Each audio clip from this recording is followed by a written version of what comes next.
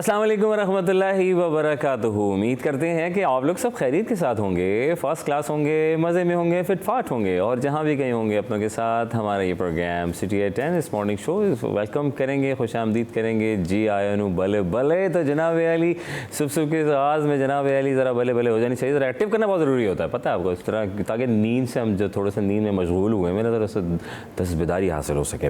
तो जनाब अली अल्लाह ताला का बेहद शुक्र अदा करेंगे फ़र्स्ट ऑफ़ ऑल कि अल्लाह ताला ने आज का एक और दिन हमें दिया और खैर आफियत के साथ आप हमारे सामने और हम आपके सामने मौजूद हैं, आपकी टेलीविजन स्क्रीन के सामने या मोबाइल फ़ोन पर अगर आप देख रहे हैं तो कमाल हो गया जनाब अली। तो इस वक्त लाइव जा रहा है हमारी टेलीकास्ट जो कि है सिटी एट 10। अल्हम्दुलिल्लाह, जितना शुक्र अदा किया जाए उस परवरदिगार का कि अल्लाह ताला ने हमें एक और दिन दिया, साथ इस मिशन गोल्स के साथ जो हमने एक अबूर हासिल करते हुए आगे बढ़ना है। हमने क्या करना है, क्या नहीं करना, किन किन फ़ैसलों पे चलना है और क्या कैसे करते हुए अपनी ज़िंदगी को आगे बढ़ाना है और कामयाबी की तरफ गामज़न रखना है। और सिलसिले जनाब अली और बड़ा आज स्पेशल डे भी है, मुख्तलिफ़ डेज़, क्योंकि ज़ाहिर है आज चिल्ड्रंस डे है, वर्ल्ड चिल्ड्रंस डे जो है वो मनाया जा रहा है। और हर स्कूल्स में हर स्कूल्स में बड़ी रौनकें सजी हैं, बच्चे ने बड़े प्यारे प्यारे ड्रेसेस पहने हुए हैं। आज माओ ने जो है हमारी अपने बच्चों को बड़े प्यारे प्यारे खूबसूरत से कपड़े पहना के और लाइक ऐसा लग रहा था कोई घर में कोई ईद का कोई इवेंट का समय है जिसमें सारे बच्चे बड़े हैप्पी शैप्पी होके और कुछ ना कुछ बनू के और कुछ लेके भी जा रहे हैं। और आज जो है वो सबकी जो है क्लास में गेट टुगेदर है। और ऐसे तो पढ़ाई शढ़ाई तो साथ होती रहती है, लेकिन ये कि ज़रा बच्चे मन के सच्चे हमारे प्यारे से बच्चे होते हैं, फूल जैसे बच्चे होते हैं, इन पर भी बड़ी आज बात करेंगे। बहुत सारे हमारे गेस्ट आ रहे हैं, प्राइवेट स्कूल एसोसिएशन से ताल्लुक़ने वाले मेम्बरान भी आएंगे, हमारे टीचर्स भी होंगे, मुख्तलिफ प्रिंसिपल्स भी होंगी। उनसे जानेंगे कि बच्चों के साथ कैसा वक्त गुजरता है और ये बच्चे बड़े फूल जैसे होते हैं, उनको फूलों की तरह पालना होता है।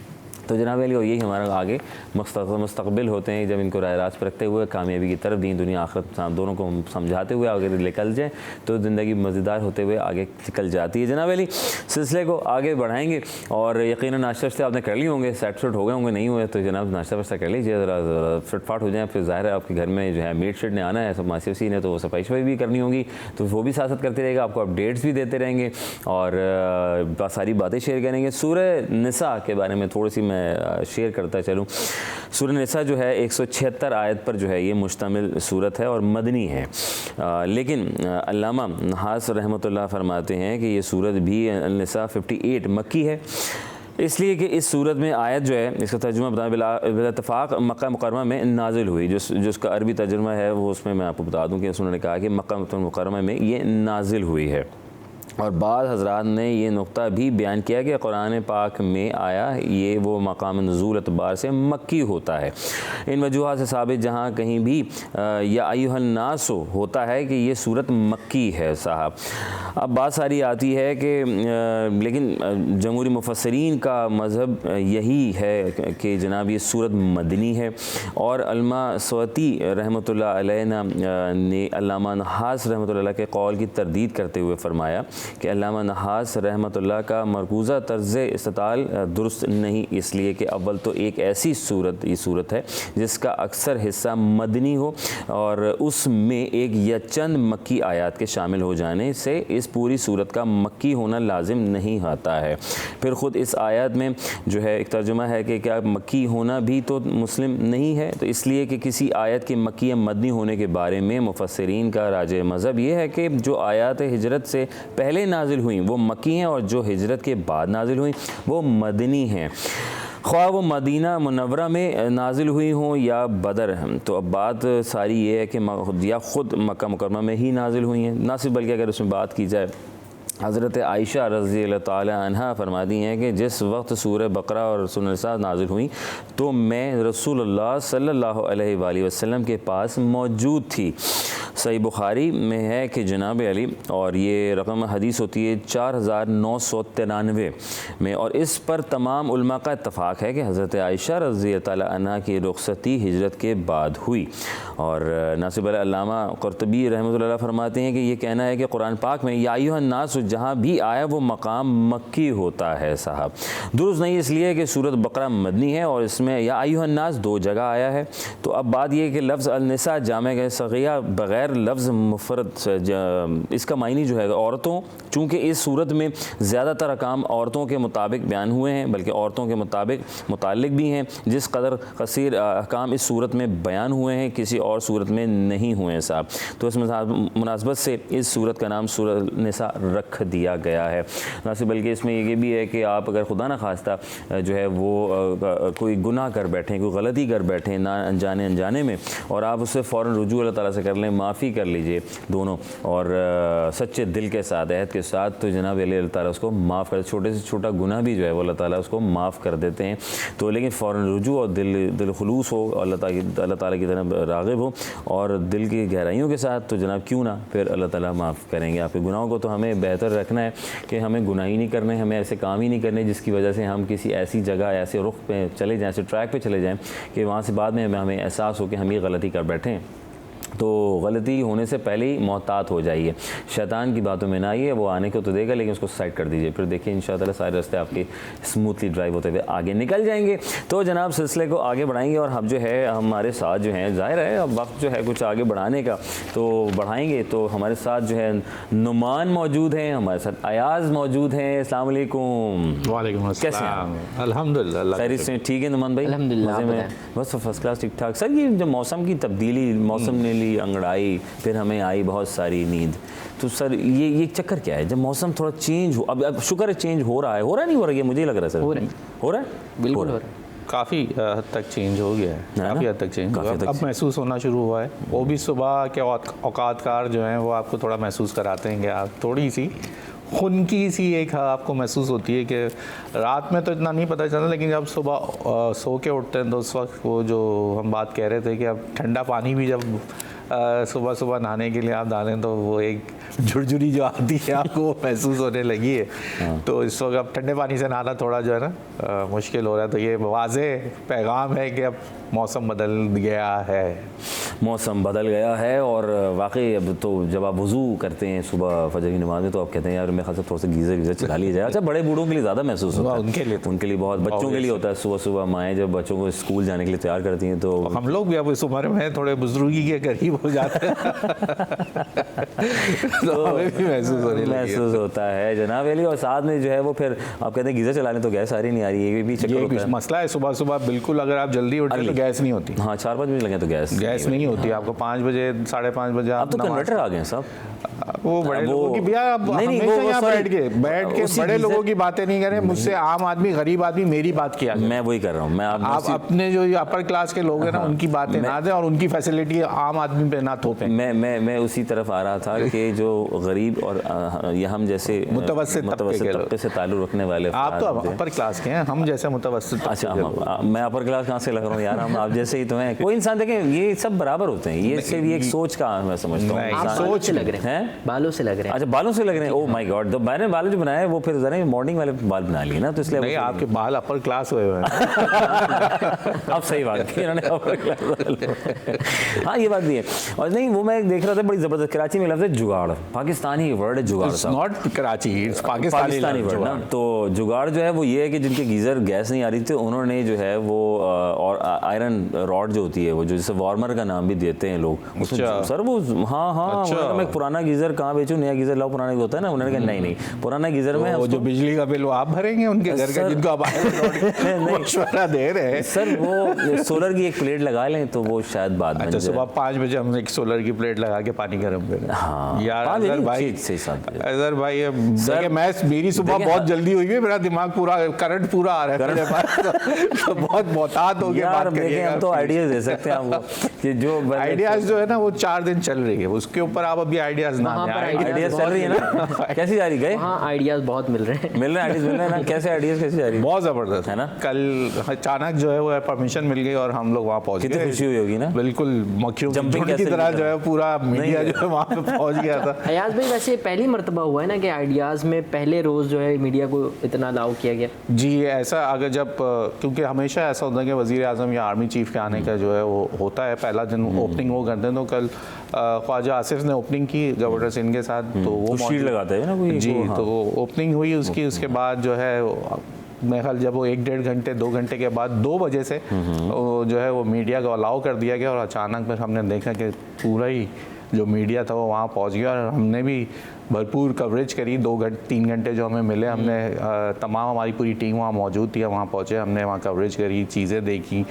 और आज था कि वैसे तो ऑफिशियली आज हमें जाना था, लेकिन आज हमें रोक दिया गया है कि मीडिया को आज आप बहुत फैल रहे हैं, आप चले आराम तो एक्सपेक्टेड है कि आज हाई प्रोफाइल लोग जो हैं वो उधर विजिट करेंगे, जिसकी वजह से अपर क्लास पाकिस्तान के वो लोग जो भाई अपर क्लास तो ठीक है। अब असल में तो दीगर जो है वज़ीर आज़म का विजिट जो है ऑफिशियली जिनको कहना था, या आर्मी चीफ जो है वो आएंगे, जिसकी वजह से प्राइवेट मीडिया को रोक दिया। जाहिर है वो एक अब जाहिर है सिलसिला है, पूरी दुनिया से लोग आ रहे हैं और डील्स भी होंगी, चीज़ें भी होंगी, ये सब तो जाहिर सी बात है। पहला दिन था और फुल गहमा गहमी थी, ऐसा आम पब्लिक के लिए नहीं थी। अच्छा, आम पब्लिक के लिए इस वक्त ये बंद है और उसके बावजूद जो हॉल्स जो थे उसमें चलने की जगह नहीं थी और लोग इतनी गहमा गहमी थी, यानी वो डेलीगेट्स, वो तमाम लोग जो इस शोबे से मुंसलिक होते हैं, पब्लिक प्राइवेट पार्टनरशिप के तहत भी बहुत सारे स्टॉल्स लगे हुए हैं। मैं तो खुद ये देख रहा था कि बहुत सारी कंपनीज अब आ रही हैं जो इस चीज़ की दिफाई चीज़ों में काम कर रही हैं, जो वो कल हमें नज़र आई वहाँ पे, उनसे हमने बात भी करी। कुछ एक बड़ा अच्छा हॉल जिन्होंने बनाया, जो इस एग्जीबिशन के लिए सबसे अहम चीज़ है वो है जो स्टार्टअप्स के लिए उन्होंने एक अलग मुख्तस किया है, जिसके अंदर जो हमारी एक कंपनी है इनोवेटिव के नाम से, वो उनके साथ इश्तराक है और वो प्लेटफॉर्म मुहैया कर रही है स्टार्टअप्स को। तो वहाँ पे स्टार्टअप्स के भी बहुत सारी चीज़ें रखी गई थी, जो कि देख के हमें बड़ा खुशी। मौसम भी बड़ा अच्छा था ना? मौसम थोड़ा गर्म था, लेकिन अब जो है अब दोपहर में तो गर्म हो ही जाएगा। वेदर अपडेट लेते हैं आपके शहर में, हमारे शहर में क्या चल रहा है यार भी जरा देखें, जरा क्या चल रहा है, क्या होने वाला है। 32 से बस 33 आता है तो मेरी घबराहट शुरू हो जाती है। सर 29 हो गया सर। जब ये 2 बजे आपको बहुत मुबारक हो। 20 के अंदर आ जाएगा ना, फिर मैं खुश हूँ यार। वो गूगल पे तो मैं देख रहा था सुबह कोई 2021 था, टाइम भी तो देखा करें ना। ये जो 2 बजे का टाइम जो आता है ना, हमारा पीक टाइम होता है 3 बजे का प्रेशर, उस वक्त 2 बजे उरूज पे होता है हमारे, और हम बिल्कुल बाहर होते हैं, तो उस वक्त थोड़ी गर्मी में महसूस होती है। ओके जनाब, अली वक्फा बहुत ज़रूरी ज़िंदगी में, तो ज़रा वक्फा ले लें और जल्दी तैयारी कर लें, तैयारी करके वापस आएँ, फिर और चीज़ें आपसे शेयर करते हैं सिटी एट 10 में आपके साथ साथ। Welcome back once again City at 10, आपका मेज़बान अज़हर अली बेग आप लोगों की खिदमत में एक मरतबा फिर हाजिर है और हम आपके सामने हाजिर हैं। आप वहाँ बैठे हुए हाजिर हैं, वहाँ क्या कर रहे हैं आप? वहीं बैठे हुए ना, ये इधर थोड़ा ऊपर होकर बैठ जाए, खुदा ना खासा गिर गिरा ना जाए, और थोड़ा एहतियात करें, ज़रा तरीके से बैठें। पता है कोई अचानक से मेहमान आ सकता है अचानक से, और फिर आप सही होना पड़ जाए। अभी तो आप इंतज़ार करनी होगी कि यार वो नहीं आई जिसने काम करना है, पता है ये बड़ा मुश्किल। इस टाइम आप मेहमान नहीं होते, इस टाइम सिर्फ इंतजार करते हैं। आप कहते हैं कब आएगी, इतने बर्तन कपड़े शपड़े अला बला। बेगमात जो है ना इस वक्त फुल, उनका बीपी, आपका बीपी इस टाइम कॉल नहीं मिलानी चाहिए बेगमात को ना, ओ बीपी हाई होता है, बीपी शूट कर रहा होता है, बीवी प्रेशर। वाह वाह वाह वाह। सर आपने सब ऐसी सर बीवी सबकी एक जैसी की होती है। अच्छा, सबकी जैसी होती है? जो है ना वो सबकी एक जैसी, सबकी जैसी होती है? नहीं यार, नहीं सर, घर के जो मसाइल है ना तमाम बीवियों के एक जैसे। अयाज भाई मेरे ख्याल से बाय डिफॉल्ट तो हाँ से कह रहे हो, बाय डिफॉल्ट तो एक ही थे, सही कह रहे हो। प्रोग्राम तो देख रही होंगी भाई हमारी, देख रही हैं अभी, घर भी जाना है, देख रही होंगी, ये देख रही हैं अभी देख लें आप। मैंने कुछ ऐसा मैंने बोल गया, ये बहुत बातें बोल गया, ये संभाल रही है, मैं बता रहा हूँ संभाल रही है भाई, अभी संभाल रही है। मैं ये तमाम लोगों के देखें, हम तमाम जर्नल लोगों के लिए सबके लिए बात कर रहे हैं। आप मुझसे हाँ नुमान तो अभी कुआरे हैं ना, तो अब इसको एक्सपीरियंस नहीं है, कैसे बोल, इसको कैसे पूछे इससे, कैसे नहीं, वो कुछ इधर उधर करके संभाले शायद बच्चा पता नहीं। ये एक अजीब सवाल किया है, जवाब दे रहा है कि अभी कैसे बता सकते हैं, कैसे बताएं आपने कैसे बात, आप बीच में आए। मर्दों की तर्जुमानी कर सकता हूँ जिनकी शादी हो चुकी है, कैसे ये पूछ रहे ना ये आप लोग बताएंगे, फिर मैं क्या देखें तो वही तो बता रहा है। शादी करना बहुत ज़रूरी है, मैंने बहुत नेक अमल है, और जितनी जल्दी शादी कर ली जाए उतनी ही फ़ायदेमंद है सुन्नत रसूल, जितनी ज़्यादा कर सकते हैं।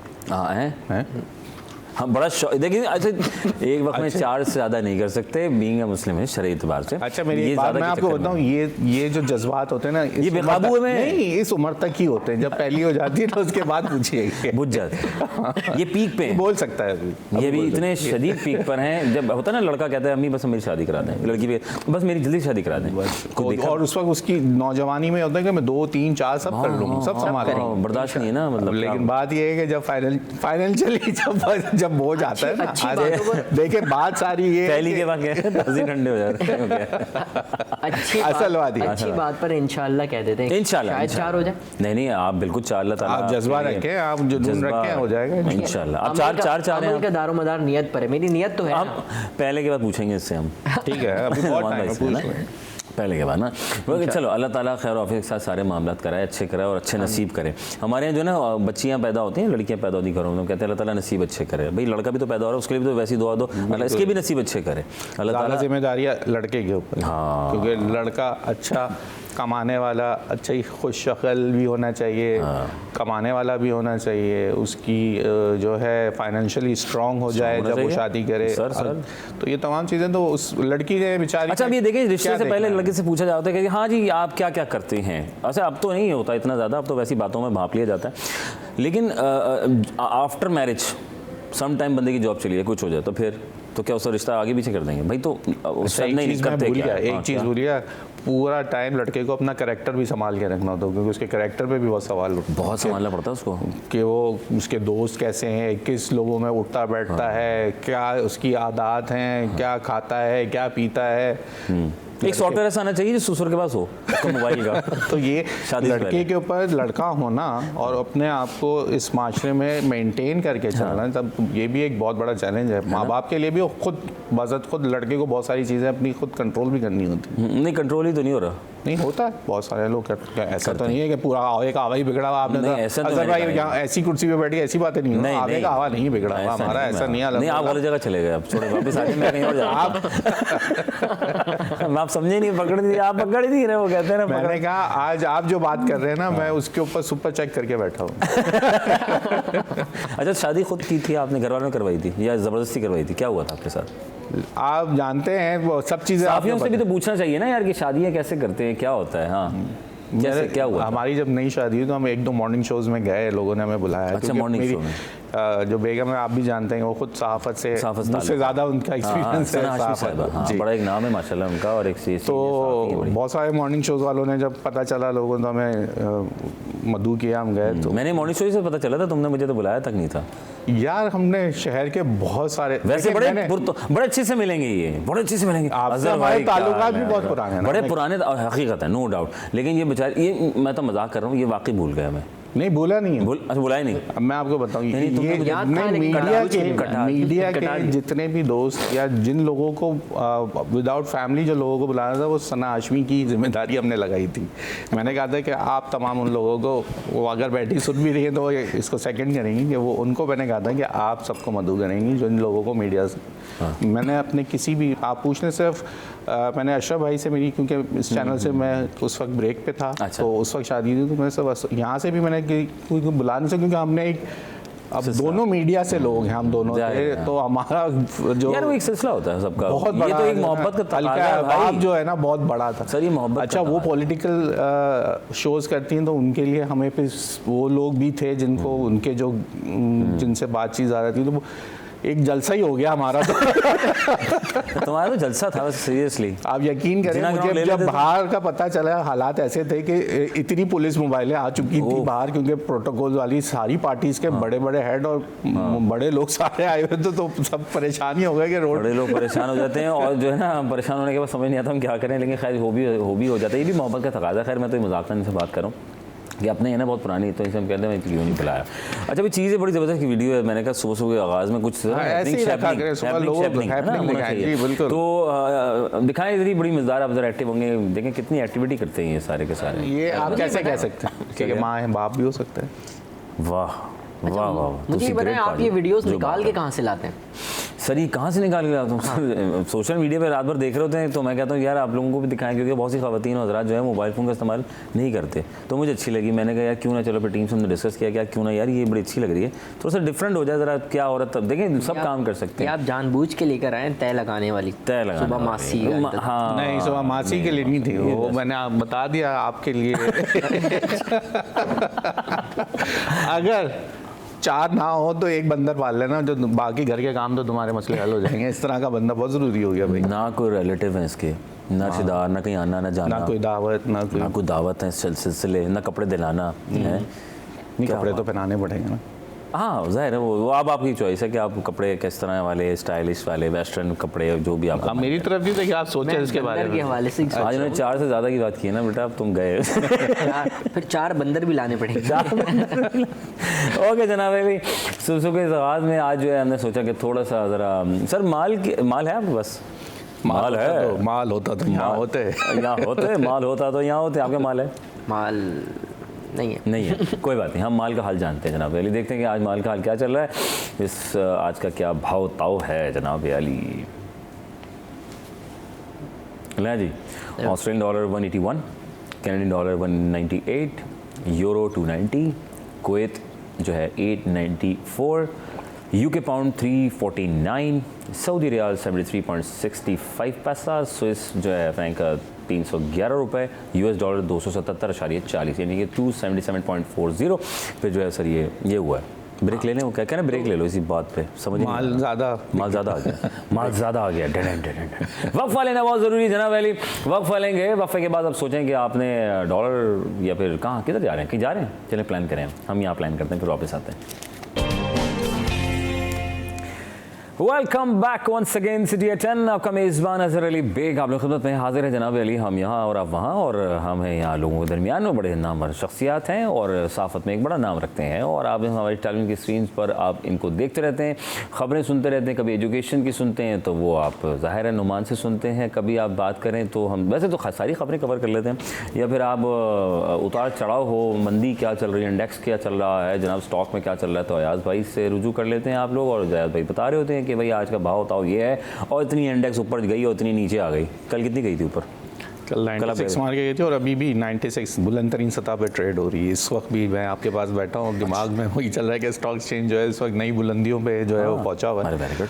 काफ़ी तेज़ी है मार्केट में, और जो रुकने वाली नज़र नहीं आ रही है। डेली बेसिस के हवाले से हम देख रहे हैं कि मार्केट में एक नया हाई बन रहा है, और मार्केट तेज़ी से आगे की तरफ जा रही है, जो कि अब प्रेडिक्शन की जा रही है कि जो इंडेक्स है 100 इंडेक्स, वो साल के अख्ताम से पहले या अख्ताम तक 1 लाख के ऊपर आके खड़ा होगा, और ये एक बड़ी जो है अचीवमेंट होगी हमारे स्टॉक एक्सचेंज के लिए। अच्छा, तो ये तमाम चीज़ें चल रही हैं। मईशत की बहाली बता रहे हैं, मईशत क्या बहाल होगी, बेहतर आदादोशुमार बता रहे हैं, कर्जे मिल रहे हैं। इस दफ़ा जो IMF जब अचानक जो शेड्यूल नहीं था जो आना था, उसके ऊपर सबसे अहम मसला था जो हमें शॉर्टफॉल आया था, जो हमने टैक्स कलेक्शन के अंदर, तो उसके ऊपर हमारी सूबाई हुकूमतों ने और हुकूमत ने बैठ के उनको समझाया कि ये शॉर्टफॉल कोई इतना बड़ा नहीं है, कोई 150 अरब रुपए का, कोई तकरीबन 180 के करीब जो है वो शॉर्टफॉल था।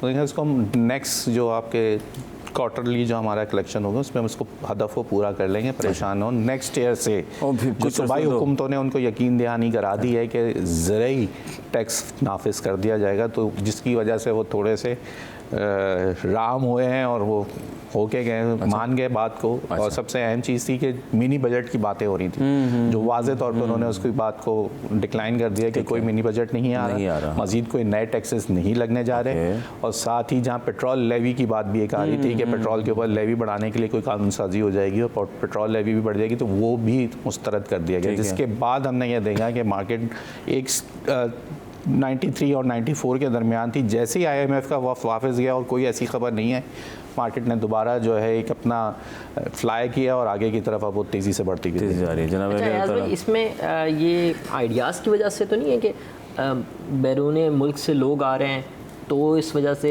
स्टॉक एक्सचेंज बढ़ रहा है, या क्या वजूहत? वो ऐसा सच नहीं है, लेकिन एक सिक्योरिटी कंसर्न या एक अच्छा इमेज जो है उसको ये चीज़ वाज़ेह कर रही होती है कि आपकी मईशत या आपके मुल्क का माहौल जो है वो एक सॉफ्ट इमेज के तौर पे हम इस तरह ले देंगे। पूरी दुनिया से इतने ज़्यादा ममालिक या 55 ममालिक के बैरूनी मुल्क से लोगों के वफूद का आना, वो भी इस बात को वाज़ेह करता है कि आप एक हाँ, जहाँ हम देख रहे हैं कि एक चैलेंज है सिक्योरिटी हमारे लिए, लेकिन उस दौर के अंदर इस तरह की हैपनिंग्स होना जो है ना, वो एक सरमायाकारों को, ख़ासकर दुनिया में जो सरमायाकारी अभी तक हमारा लोकल जो है वो इस मार्केट को सपोर्ट किया हुआ। अभी तक अगर बैरून मुल्क से लोगों की इन्वेस्टमेंट यानी कि फ़ॉरेन बाइंग भी शुरू हो जाए स्टॉक के अंदर, तो एक और तेज़ी हम देखेंगे मार्केट के अंदर। अभी फ़ॉरेन बाइंग इतनी नहीं है जितनी होनी चाहिए जिस तरह मार्केट में हो रही है। तो ये चीज़ें इंडिकेट करती हैं जब इस तरह के इवेंट्स आपके शहर में, आपके मुल्क में हो रहे होते हैं, कि एक अच्छी माहौल है जिसकी वजह से लोग यहाँ आ रहे हो। ये इस रीजन की सबसे बड़ी एग्जीबिशन मानी जाती है। इस रीजन, पूरे रीजन में ऐसी कोई एग्जीबिशन होती नहीं है जो,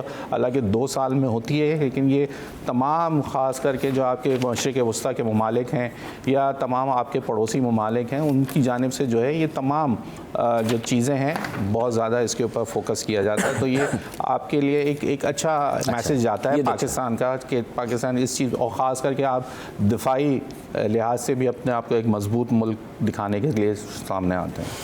जनाब अली बिल्कुल जी, अल्लाह ताला खैर आफियत रखे। उम्मीद तो दुनिया कायम है और चीज़ें थोड़ी सी रुक गई हैं, थम गई हैं, तो मामला ज़िंदगी को आगे बढ़ाते हुए आज का भाव जो है हम देखें, क्या अपडेट है जी, क्या अपडेट है जी। आज देखें ज़रा, टमाटर जो है गवर्नमेंट रेट के मुताबिक 140 रुपये है, आलू 60 रुपये है, और अगर हम बात करें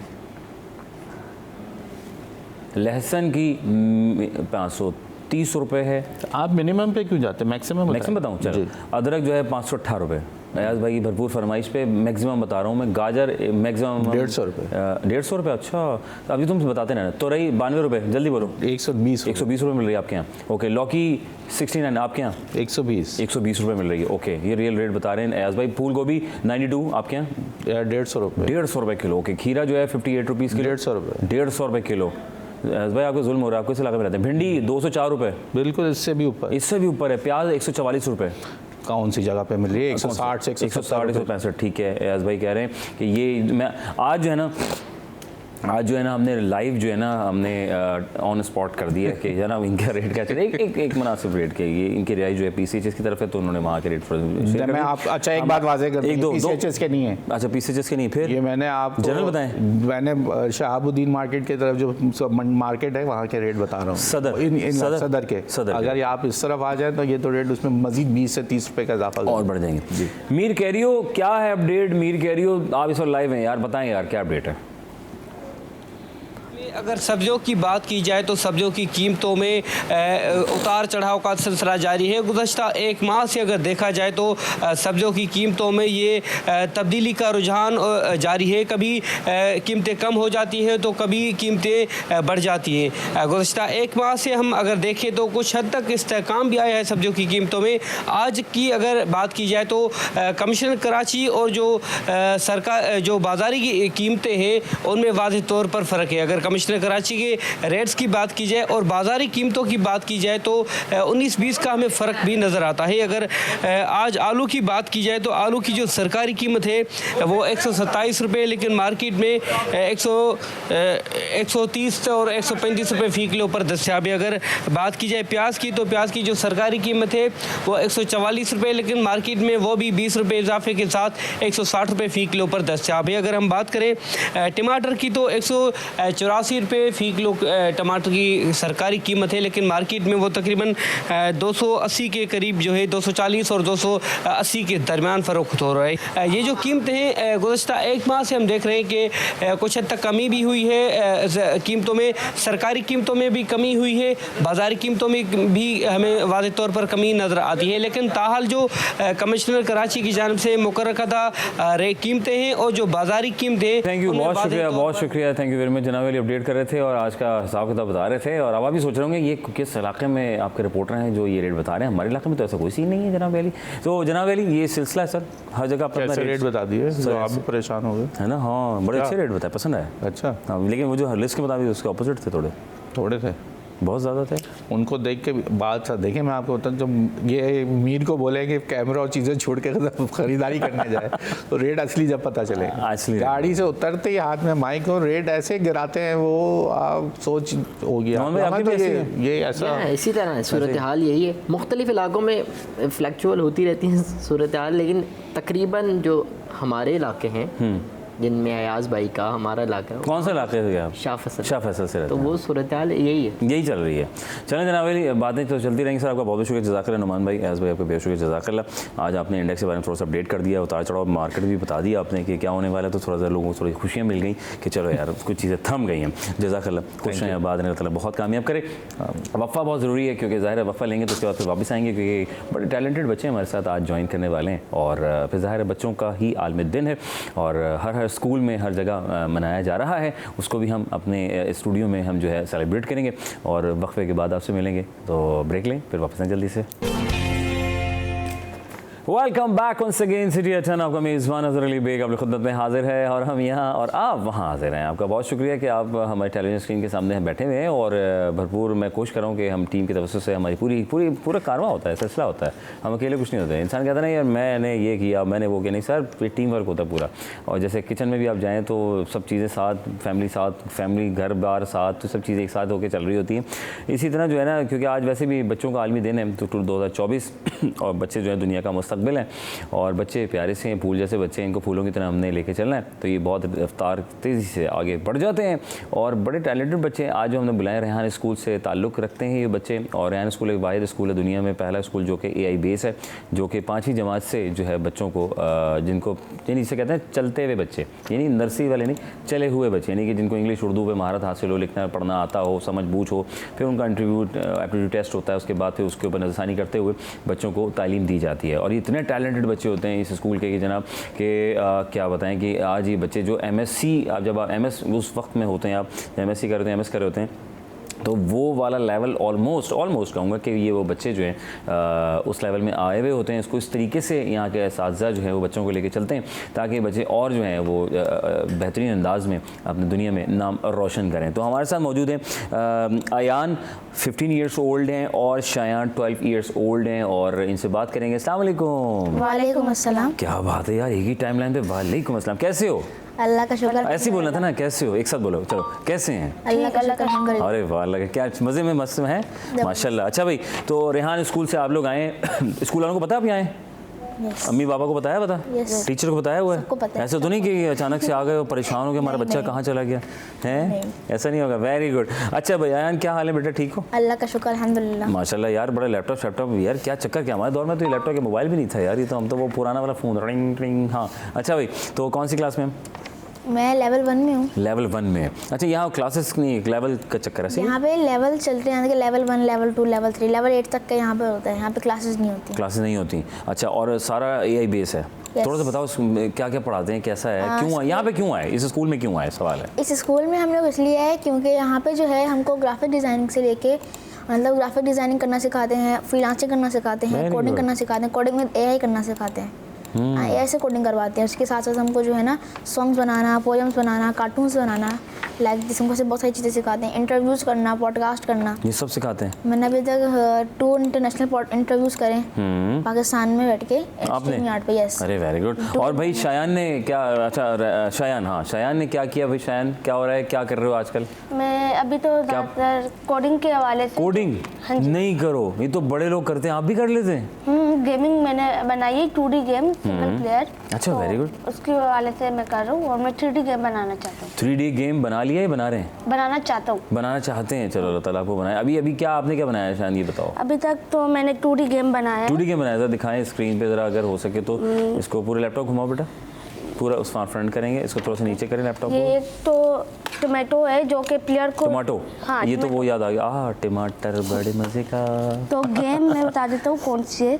हाँ चलाएं ज़रा, इसको प्ले तो करें यार, बड़ा कैमरे की तरफ घुमाएं ज़रा, कैमरे की तरफ उस तरफ करें, देखिए कैमरा सामने मेरा बेटा। ओके, मैं ये पहले हाँ रेडी, अच्छा चलो रेडी कर लो पहले, कोई मसला नहीं है, पहले रेडी कर लें, फिर ये आपकी तरफ घुमाएंगे। ओके, ये लोडिंग हो रही है, थोड़ा लोडिंग हो रही है। हाँ जी, चल गया, फ्रंट करें ज़रा इसको। ये देखें जी। अच्छा ये क्या है, थोड़ा सा मुझे बताएं, आप रोक के रखिएगा कि ये जो आपको प्लेयर नज़र आ रहा होगा, ये एक सिंगल प्लेयर गेम है जो कि चलती है। तो इसमें आपने पार्कोर टाइप का होता है, आपने टोमेटोस वगैरह जो है वो आपने लेने होते हैं, ये इधर से उधर जब मार के। और ये 2D गेम है। वाह जाए, और मैं चाहता हूँ 3D गेम बनाना क्योंकि अभी 3D का दौर आने वाला है। हाँ 3D का दौर तो चल रहा है बिल्कुल, 3D 4D 5D पता कौन से सारे D आ गए हैं ना, ABCD। हाँ जी, ये तो ज़बरदस्त गेम है। तो ये खुद अकेले बनाया था आपने? हाँ जी। है तो ये टमाटर का ख्याल कैसा है? टमाटर जी ये मैंने फ्री में बनाया है, तो फ्री ट्रेलर होता है, तो इसमें ये खाली पहले आपको बेसिक बता देते हैं कि आपको प्लेयर बताते हैं कि प्लेयर को सेपरेट कहते हैं, और उन्होंने आपको टमाटोज दिए और लेआउट दिए। ठीक है। बाकी ये जो सारा मैप वगैरह ये फ्रंट करें, कैमरा ये जो सारा जी ये जो सारा मैप है, हाँ जी, और ये जो टमाटो से सारा खुद मैंने लगाया, उन्होंने खाली हमें बताया कि ये सारी चीज़ें आपको हमें दे के एक बार बताया है और ये भी बताया कि प्लेयर किस तरह मूव करता है। अगर वो इस तरफ मूव करेगा तो उसकी बॉडी उस तरफ टर्न होगी। ये सारी छोटी छोटी चीज़ें जो है मेरे को करना इन्होंने फ्री में सिखा दिया। Very nice. तो उसके अलावा मेरे को ये गेम बनाते हुए 3 दिन लगे। 3 दिन बना लिया आपने गेम? वाह यार, ये तो बड़ा ज़बरदस्त गेम आपने 3 डेज में तैयार भी कर लिया। हाँ जी। वाह यार, ये तो बड़े टैलेंटेड बच्चे हैं भाई माशाल्लाह। तो अब ये आपका फर्स्ट गेम है? ये फर्स्ट हाँ गेम जी, है? ये फर्स्ट गेम। अच्छा, अब नेक्स्ट क्या प्लान है हमारा? मेरा नेक्स्ट प्लान ये है कि मैं 3D गेम बनाना 3D सीखूं, और मैं दूसरा तरीके से बनाना चाहता हूँ। उसमें एक तो टाइम ज़्यादा लगता है, लेकिन वो गेम बहुत अच्छी हमें मिल जाती है। ओके यार, ये तो बड़ा ज़बरदस्त है यार, ये तो बहुत अच्छा है। आजकल तो इसके बैकग्राउंड पे वही लगा लेना जो आजकल यूट्यूब पे बच्चे बहुत सुनते हैं, आहा टमाटर, बड़े मज़े का। अच्छा भाई, ये तो बड़े प्यारे भाई, ज़बरदस्त टैलेंटेड बच्चे माशाल्लाह, अल्लाह ताला बहुत कामयाब करे। और अच्छा हाँ जी, तो अयान क्या भाई, आप लैपटॉप घुमा के दिखाओ यार, चला के दिखाओ, क्या सीन है यार? ये तो ये क्या है यार? ये तो फुल मतलब ये जो है कनेक्ट 4 जो गेम्स होते हैं, कनेक्ट 4 जिसमें Neon। एक लाइन, हाँ, इसको मैंने नियॉन एडिशन में सीधा करो बेटा, सीधा करो मेरा बच्चा। हाँ, इसको मैंने नियॉन एडिशन में बनाया है। और जैसे हम यहाँ पे जो है अपना कोई भी नेम एंटर कर दें, मैंने यहाँ पे Q डाल दिया, यहाँ पे मैंने A डाल दिया। ओके। अब हमारी चॉइस होती है 2 प्लेयर्स खेल लो या तो फिर कोडिंग विद AI, मतलब AI से खेल लो। ऐसे भी खेल सकते AI हैं? से भी खेल सकते हैं, सिंगल प्लेयर मल्टीप्लेयर दोनों बनाए। अरे वाह, चलाओ। और ओके करो इसके यार। अंदर जो है बस कलर की चॉइस होती है कि आपने कौन सा कलर अपना सेलेक्ट करना है। कर लो कोई अच्छा सा, कोई ब्लू कर ले मेरे ख्याल से। हाँ, ये वाला अच्छा लग रहा है, ये वाला ब्लू ठीक है, ज़रा मुनासिब है। इसका ब्लू हो गया और इसका अच्छा, ये अलग दूसरी, इनका रेड शर्ट कर लो, इसका रेड कर लो आप, इसको रेड पे ले जाए। यार ये तो बड़ा अच्छा है, मतलब प्लेयर्स अपनी मर्ज़ी से जो है वो कलर चूज़ कर सकते हैं। अच्छा, ये क्या है यार? ये गेम है, देखिए यहाँ पे ब्लू प्लेयर 1 की बारी थी तो ब्लू आ गया, ठीक है। सेकंड की बारी थी तो यहाँ पे येलो आ अप्लाई हो गया। अच्छा, और जैसे ब्लू का बन जाएगा, हाँ, येलो का बन येलो आ जाएगा गया, ब्लू। हाँ। अब हमको करना है, हमको एक लाइन बनानी है इसके अंदर। अच्छा, एक स्ट्रेट लाइन, स्ट्रेट लाइन ऐसे स्ट्रेट हो जाए, ऐसे हो जाए, ऐसे वर्टिकल हो जाए, ऐसे जैसे मतलब लाइन इस लाइन 4 की लाइन होनी चाहिए। 4 की लाइन होनी चाहिए ऐसी गेम हो का। जाएगी तो वो बंदा जीत जाएगा, पर नाम लिखा हुआ आ जाएगा। हाँ, यानी कि क्या नाम बनाने के, जस्ट एक लाइन, स्ट्रेट लाइन? 1 मिनट। हाँ, उधर करके दिखाएं जरा यार, जैसे कैंडी क्रश टाइप का मुझे कुछ लग रहा है ये। नहीं, वो चेंज होता है। अच्छा, वो चेंज है। तो उसमें कैंडीज ब्लास्ट करनी। यहाँ सर्कल बना रहे हैं, और ये भी देखें, ये लाइक जैसे मैंने ये वाला पूरा बना ली लाइन, हाँ, तो वाह, ऊपर लिखा हुआ आ गया बंदे का नाम जो जीता है, अरे विन भी हो गया। अच्छा, यानी कि जो सबसे पहले 4 सेम कलर्स में बन लाइन बन जाए, जाएगा, वो जीत जाएगा। यार नीचे करें, इधर दिखाएं दोबारा, नीचे करें यार, ये तो बड़ा ज़बरदस्त है। अच्छा, जो सबसे पहले 4 कलर्स एक लाइन लाइन में बना ले। पैरेलल, अच्छा ओके यार, ये तो बड़ा लाजवाब कर दिया तो आपने। और ये 2 प्लेयर भी खेल सकते हैं और एक के साथ भी खेल सकते हैं। ये ऐसे मतलब कोई जैसे गेम में होता था कि मैं अकेला सिंगल प्लेयर खेल लो, आगे कंप्यूटर खेल लेगा। हाँ, Like कंप्यूटर this। हाँ, ये वही है। वाह, और आपका फर्स्ट गेम है? ये मेरी सेकंड थर्ड गेम है। क्या बात कर फर्स्ट दी गेम मैंने आपने? टिक टैक टो बनाई थी, सेकंड गेम मैंने पोंग गेम बनाई थी, थर्ड वाली बनाई है, फोर्थ से पे मैं वेबसाइट। उसमें क्या क्या था? पोंग गेम जो होती है जिसके पोंग, अंदर हाँ गेम जो होती है इसके अंदर एक नीचे पेडल होते हैं, ऊपर पेडल होते हैं, ठीक है। 2 बंदे कंट्रोल करते हैं, ऐसे भी खेल सकते हैं। एक बॉल जो है बाउंस होती रहती है, कभी ऊपर कभी नीचे ऐसे करके। अरे वेरी गुड यार। और जब मैं टिक टैक टो गेम बनाई थी उसके अंदर मैंने जो एडिशन बनाई थी, फुटबॉल एडिशन और neon edition, Elon edition, like this. उसके अंदर जो है ना बंदा जीत भी रहा था, स्टार्ट हो रहा था, ग्लोइंग थी, हावर इफेक्ट था, लाइक दिस। टैलेंटेड बच्चे पाए जाते हैं यार माशाल्लाह। अच्छा, सबसे ज़्यादा पसंद कौन सा गेम आया ये बताओ? सबसे ज़्यादा मुझे पसंद जो गेम आया, मुझे वाला गेम बहुत पसंद आया। सबसे वाला ना, हाँ ये मुझे भी पसंद, इंटरेस्टिंग है ज़रा, जल्दी कि यार ये फौरी तौर पे ना बना ले, इसकी लाइन ना बन जाए ना। यस, क्या बात है। अच्छा भाई शायान, मुझे पता चला है कि आप तो जो है आपका चैनल भी है यार, यूट्यूब चैनल है ये, वो उसमें क्या सीन है, गेम वगैरह है उसमें? जी, वहाँ पे मैं गेम की वीडियोस जो है, जो गेम है वो मैं खेलता हूँ और उसकी वीडियोस बना के डालता हूँ, और वो मोनेटाइज भी हो चुके हैं। मोनेटाइज भी हो गया? हाँ जी। खुद कैसे किया यार? मेरा नहीं हो रहा अभी तक, क्या मोनेटाइज? हमें उनकी लिमिट होती है कि 1 साल में आपके 1000 सब्सक्राइबर होने चाहिए और आपका टाइम वॉच आई थिंक 4000 घंटे होने चाहिए। ठीक है, तो फिर आपका चैनल मोनेटाइज हो जाता है। कैसे होता है, मतलब 1 साल के अंदर सारे करना होता है सारे मामले? हाँ, ये सारे 1 ईयर बिफोर, राइट? हाँ, फिर उसके बाद उनको आई थिंक एप्लीकेशन भेजनी होती है। अच्छा, वो फिर और सब आपने अकेले खुद किया? सब खुद किया आपने? पापा ने मेरी थोड़ी बहुत मदद। पापा ने हेल्प की? अरे वाह। पापा ने स्टार्टिंग में मैं वीडियो बनाता था तो पापा ने एडिट वगैरह खुद करते थे। वाह। फिर पापा ने मेरे को सिखाया, फिर मैं करने लग गया। फिर उसके बाद अभी 2-3 महीने से मैंने कुछ वीडियो नहीं डाली क्योंकि थोड़ा बिजी हो चुका हूँ। अच्छा, वेरी गुड। तो आपने अब वो सारे क्या गेम्स डाल रहे हैं, व्लॉग बेस है, क्या है वो? वो गेम्स वीडियो कि मैं गेम्स खेल रहा हूँ और मैं बातचीत कर रहा हूँ और गेम्स के बारे में बता रहा हूँ और गेम खेल रहा हूँ, इस तरह। गेम खेल रहे हैं उसमें आप चला रहे हैं आप और गुफ्तगू कर रहे हैं आप उसमें? वेरी गुड यार, थैंक यू वेरी मच यार, बड़ा ज़बरदस्त। अल्लाह ताला आप दोनों को बहुत कामयाब करे, बड़े टैलेंटेड बच्चे जी हमारे साथ, क्योंकि बच्चों का आज आलमी दिन है। और थैंक यू वेरी मच, आप लोग तशरीफ़ लेकर आए मेरा बेटा, अल्लाह बहुत कामयाब करे। और बच्चों का आलमी दिन हम बना रहे हैं और हमने बच्चों को वेलकम किया है, और भी बच्चे और कुछ सीनियर्स के साथ भी कुछ गपशप लगाएंगे। वफ़ा बहुत ज़रूरी है साहब, वफ़ा लेंगे, वफ़े के बाद फिर आपसे बात करेंगे। Welcome back once again City at 10, आपका मेज़बान अज़हर अली बेग आप लोग खिदमत में हाजिर है। जनाब अली, उम्मीद पे दुनिया कायम है और हर इंसान एक दूसरे के साथ कनेक्टेड है, और कनेक्टिविटी इसको इतना मजबूत रखना है कि कनेक्शन इतना लंबा हो जाए कि जनाब आप कहीं भी हों, किसी भी मोड़ पर हों, तो वो आपका कनेक्शन ऑन स्पॉट आपको सिग्नल जो है प्रॉपरली दे दे, और पूरे सिग्नल देगा तो वर्किंग बहुत अच्छी रहेगी, कनेक्टिविटी बरकरार रहेगी। और जनाब अली, जिस काम में आप बढ़ें और लोगों को भी लेके साथ चलें, जब साथ लेके चलते हैं किसी कारवां को तो समंदर की मानंद बन जाता है, और फिर वो फिर आगे कामयाबी के कदम चूमता है। वो क्या है, वो इदारा हो, क्या वो किसी का बेटा हो, बेटी हो, या वो ऐसे स्टूडेंट हो जो बहुत कुछ करना चाहते हैं लेकिन उनको कोई प्लेटफॉर्म मैसर नहीं हो पाता। लेकिन बहुत से ऐसे इदारे हैं जो कि हमारे बच्चों के लिए, हमारे फैमिलीज़ के उन बच्चों के लिए जो स्पेशल ना सिर्फ बल्कि हमारे वो बच्चे जो बहुत कुछ कर रहे हैं, उनको और किस तरीके से पॉलिश किया जा सकता है कि यार इनमें ये स्पार्क है, ये कर सकते हैं। तो ये सारी मैनेजमेंट का गेम होता है, वो किस आँख से उस बच्चे को देखते हैं कि यार इस बच्चे में ये टैलेंट नहीं है तो ये वाला तो है, तो हम इसको यहाँ पे यूटिलाइज़ कर सकते हैं। कोई इंसान या कोई फ़र्द या कोई बच्चा बेमायने नहीं होता, अल्लाह ताला ने सबको तख्लीक किया है और हम सब बराबर हैं। और जब हम मस्जिद में भी होते हैं तो सब नमाज में रुजू तो ना से बल्कि हम साथ साथ होते हैं, तो हम सब बराबर होते हैं। तो जब बराबरी की बात आ गई है साहब, तो फिर मैं समझता हूँ कोई छोटा बड़ा नहीं होता। छोटे से भी सीखने को बहुत कुछ मिल रहा है और बड़े से भी बहुत कुछ सीखने को मिल रहा है।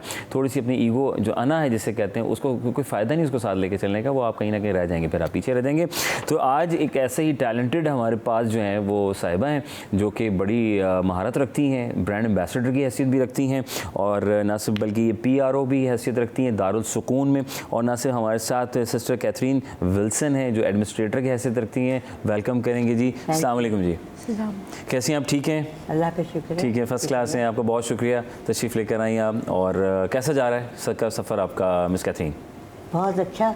अगर दिल की गहराइयों से इस चीज़ का जायज़ा लिया जाए, अगर दिल से किया जाए, तो मेरा ख्याल है कि ये अल्लाह मियाँ हमसे खुश है, हम उनसे खुश। क्या बात है। अच्छा, और क्या अभी कितने ये दौलत है जिसको हम इस्तेमाल कर रहे हैं। जो बात है ये भी एक निगाह है ना कि आपने किस निगाह से बच्चों को देखा, फैमिलीज़ को देखा, परखा, समझा, और उसके बाद उनको चुना उस मिशन के लिए, इस गोल्स के लिए, कि आज आपके सामने एक टैलेंटेड जो है कुकी हमारे साथ जो है बैठी, इनसे भी बात करेंगे। बच्ची थी जब हमारे पास आई जी, please.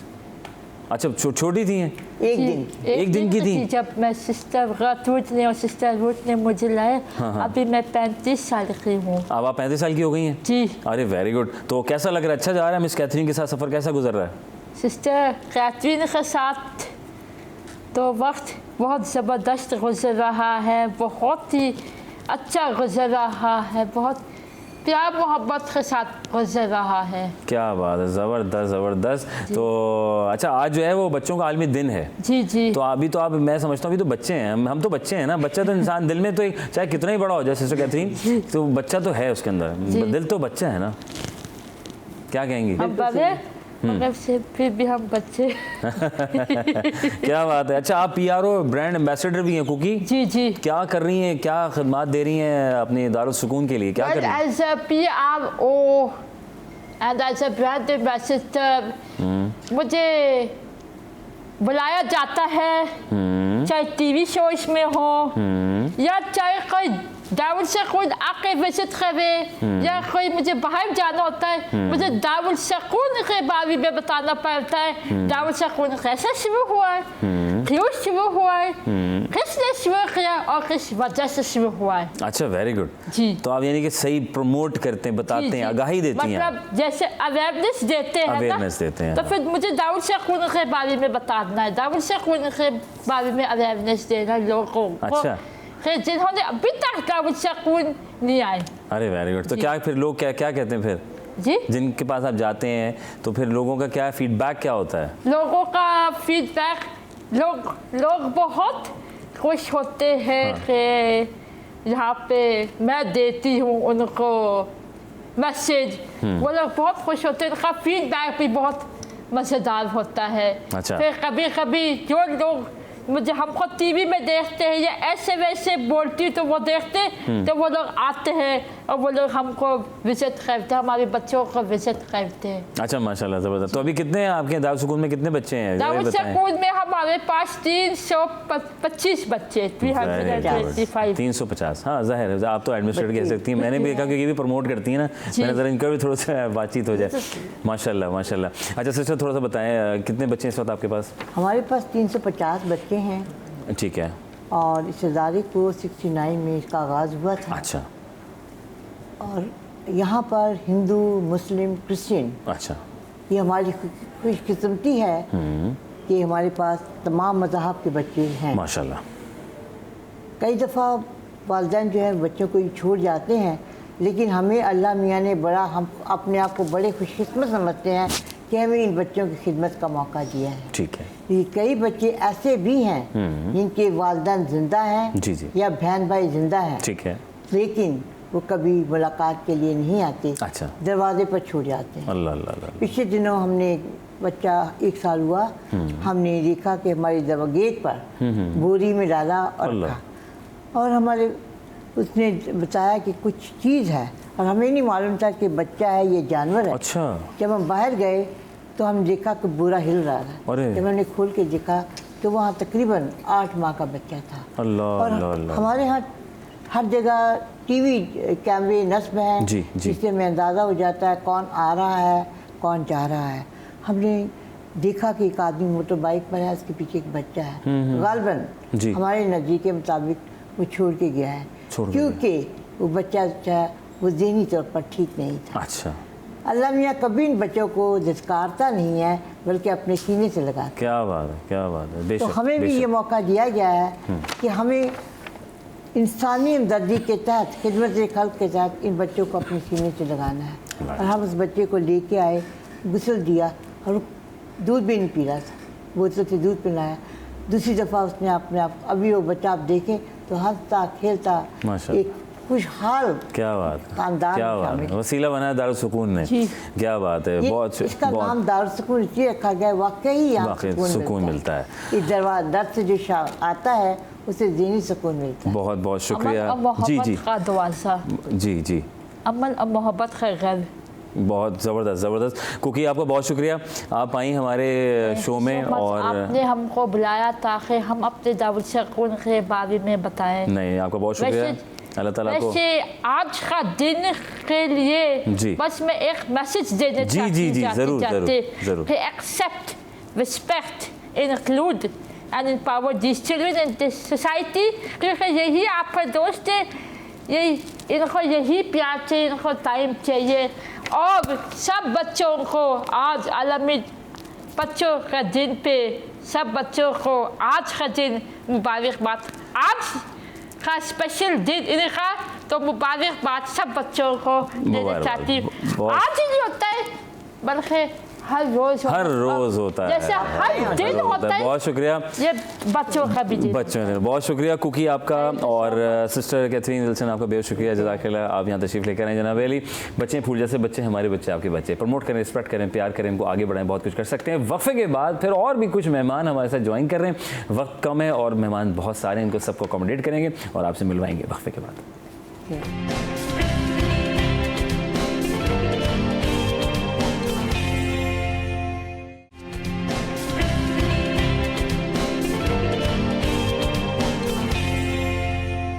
Welcome back once again City at 10, आपका मेज़बान अज़हर अली बेग अपनी खुदरत में हाजिर है, और बच्चों का आलमी दिन जो है हम मना रहे हैं जोश जज्बे के साथ, और उनके हुनर को आगे उजागर कर रहे हैं हमारे चैनल के तवज्जुह से। आप बैठ के देख रहे हैं जो घर में ही हैं, जिनका निकलना, वैसे मर्द हजरात बच्चे तो चले जाते हैं, लेकिन कुछ ख़वातीन ऐसी जो सिर्फ घर में ही होती हैं ज़्यादातर, और फिर टेलीविज़न लगा लेना, या जिसका पास फ़ोन है तो फ़ोन पर ज़रा देख लेना कि आज की एक्टिविटी क्या हो रही है।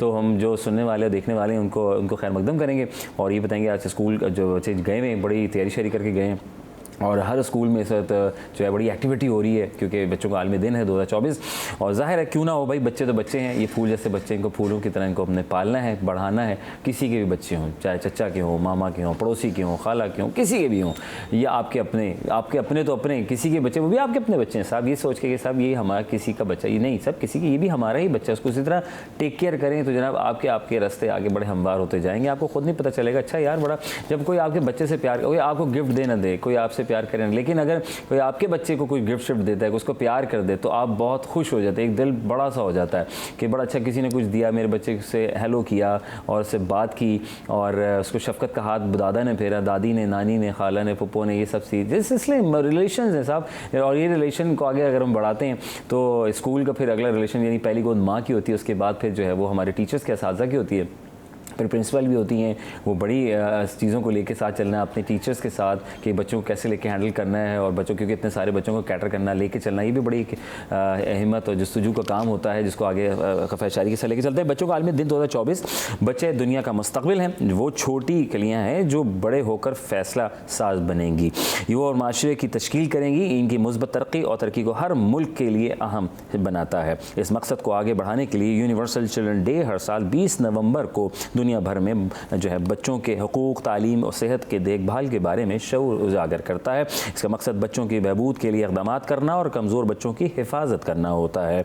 हर दिन एक को बच्चे के हकूक़ का वकालत फ़रोग़, जश्न मनाने न सिर्फ बल्कि ऐसे मकाल में और न सिर्फ इक़दाम के शामिल की तरगीब देता है जो बच्चों के लिए एक बेहतर दुनिया की तामीर की सिखाए, आगे बढ़ाए और बच्चों को लेकर चले। हमारे साथ जनाब अली इस पर बात करेंगे।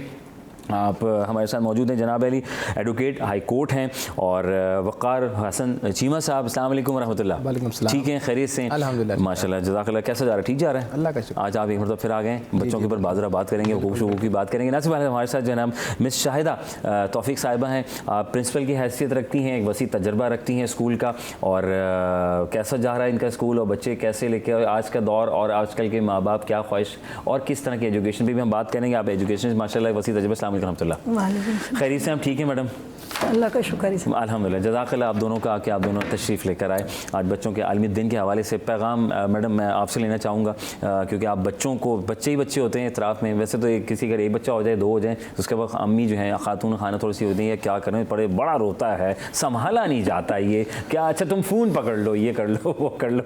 तो आप लोग इतने सारे बच्चों को माशाल्लाह और हर तरह के बच्चों को लेके चलते हैं माशाल्लाह। अल्हम्दुलिल्लाह, अल्लाह का शुक्र है। मेरा स्कूल 2005 में स्टार्ट हुआ था माशाल्लाह, तो आज मेरे स्कूल को 19 साल हो गए। अल्हम्दुलिल्लाह। तो मेरे ख्याल से 2.5 साल से बच्चा पेरेंट्स स्कूल की तरफ भेजना शुरू करते हैं जी। और वो बच्चा बहुत रोता भी है, कैसे टीचर्स उनको एडजस्ट करती है, संभालती है, रोना भी, खेलना भी, पढ़ना भी, यानी कि एक स्कूल का माहौल बच्चा देखता है। सही बात है। फिर उसके बाद जब 1 मंथ हो जाता है, फिर वो बच्चा समझता है कि ये मेरा रूम है, ये मेरी मैडम है, ये टीचर है, यानी हर माहौल से वाकिफ़ हो जाता है। तो देखा जाए तो काफ़ी बच्चे भी तालीम से महरूम हैं, अभी भी महरूम है। अभी भी सुबह हमारी असेंबली में मेरे हस्बैंड ने अनाउंस किया कि 2.25 करोड़ बच्चे तालीम से महरूम हैं, अल्लाह अल्लाह, जो कि तालीम हासिल नहीं कर सकते।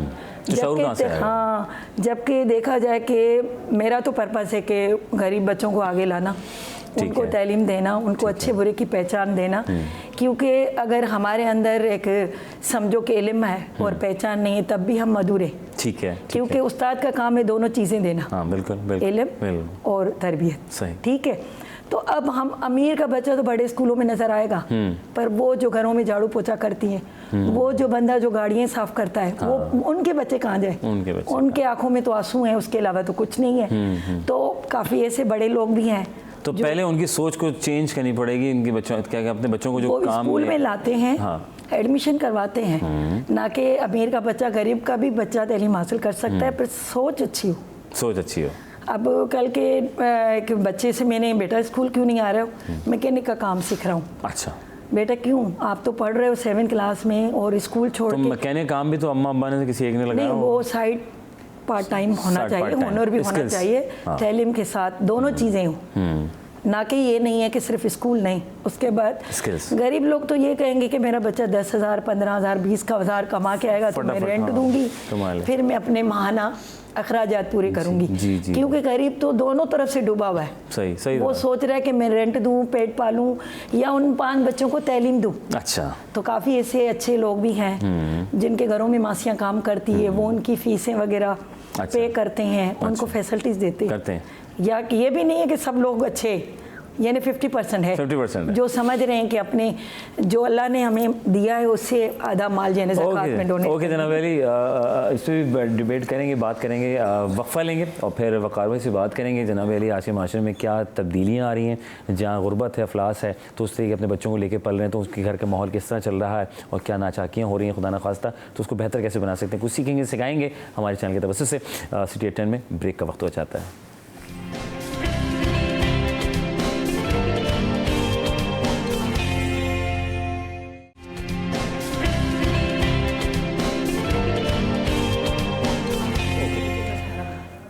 Welcome back one second city 10। आपका मेज़बान आज़र अली बेग अपनी खिदमत में हाजिर है जनाब अली, और बच्चों का आलमी दिन हम मना रहे हैं और कुछ सीखने सिखाने की बातें कर रहे हैं। इस वक्त हमारे साथ एडवोकेट हाई कोर्ट वक़ार भाई मौजूद हैं, वक़ार हुसैन चीमा साहब। सर, मैडम बता रही थी कि इस वक्त जो है 2.25 करोड़ के लगभग बच्चा जो है तालीम से महरूम नज़र आ रहा है, तो सर इस वक्त क्या मौजूदा सूरत हाल है और फिर बच्चों को फ़ौरी तौर पर स्कूल से जो पहले पैसे आ जाएँ, घर चल पड़े, तो इसमें क्या नुकसानात आप देख रहे हैं, घरेलू मामलात क्या देख रहे हैं इसको आप? जी थैंक यू।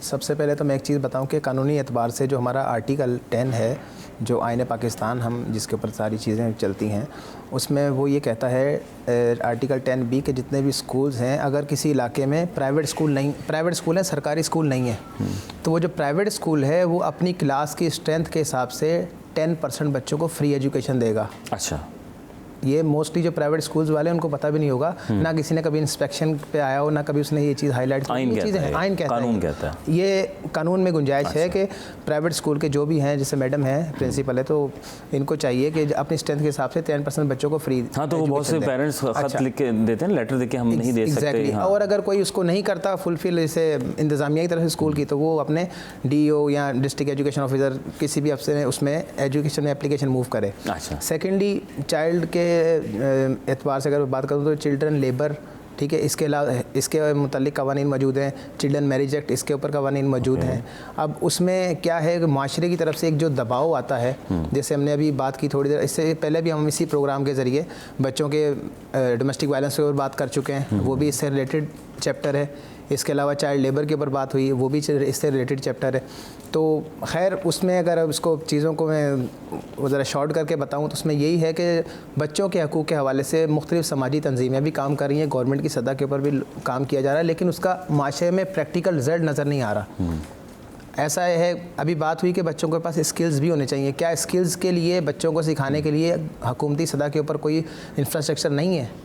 बिल्कुल है, लेकिन वो आबाद नहीं हैं। उनके जो अफसरान हैं वो नौकरियां लेके बैठे हुए हैं, कोई अपना सेकंड कारोबार कर रहा है, वो अपनी जगह के ऊपर महकमे मौजूद हैं, लेकिन उनके ऊपर इम्प्लीमेंट नहीं हो रहा। तो हुकूमत से यही एक आपके प्लेटफॉर्म से हम तो ये कहेंगे उनको बच्चों को मौका दिया जाए कि वो स्किल्स भी सीखें, तो वो गवर्नमेंट के इंस्टीट्यूट में सीखें और वहाँ पर उनको वजीफ़ा मिलता है। हमें याद है, अब 10-15 साल पहले चले जाए, 20 साल पहले चले जाए, तो यहाँ पर कम्युनिटी सेंटर्स होते थे, मैडम को याद होगा, इलाकाई सतह पर UC लेवल्स के ऊपर कम्युनिटी सेंटर में ख़वातीन के लिए दस्तकारी होती थी, वो उनको सिखाई जाती थी, बच्चों के लिए एक्टिविटीज़ होती थी, ग्राउंड्स होते थे। कहाँ है वो चीज़ें?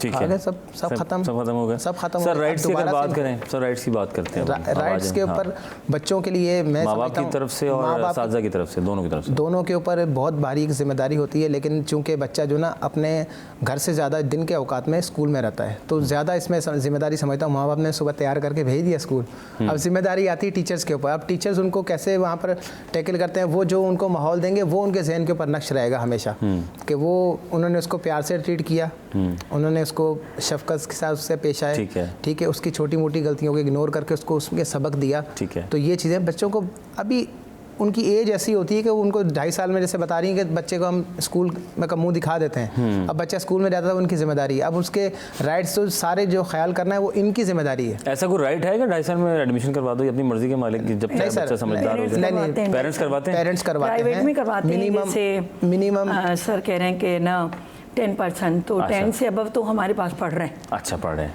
बल्कि मैं कहूँगी कि तो हमारे बच्चे 2.5 साल की उम्र में आ जाते हैं, आप एडमिशन दे देते हैं? हाँ ना, वो बच्चे तो अब देखें ना बड़े बड़े स्कूलों में। वैसे कानून क्या कहता है? अलाउ नहीं है सर, कानून कहता है अलाउ नहीं है। अच्छा, ये तो हमारे पेरेंट्स को समझना चाहिए। अब आप देखें, अब पहले हम होता था पहली क्लास से दूसरी क्लास, अब तो किंडरगार्टन शुरू होता मैडम, मोंटेसरी से शुरू होकर फिर नर्सरी, अब इतने लेवल्स आ गए उसमें कि बस किसी बच्चे स्कूल में आ जाएं बस। और उनका मीटर चलना शुरू हो जाए। ना Montessori junior, mini junior. Actually क्या बात है कि 2.5 साल का बच्चा स्कूल की तरफ क्यों भेजते हैं कि आजकल जो छोटा बच्चा है 1.5 साल का मोबाइल वाला बच्चा है ना, वो मोबाइल दे देती है कि भाई अपना काम निपटा दें, अपना काम निपटा, बच्चा मोबाइल में एड हो।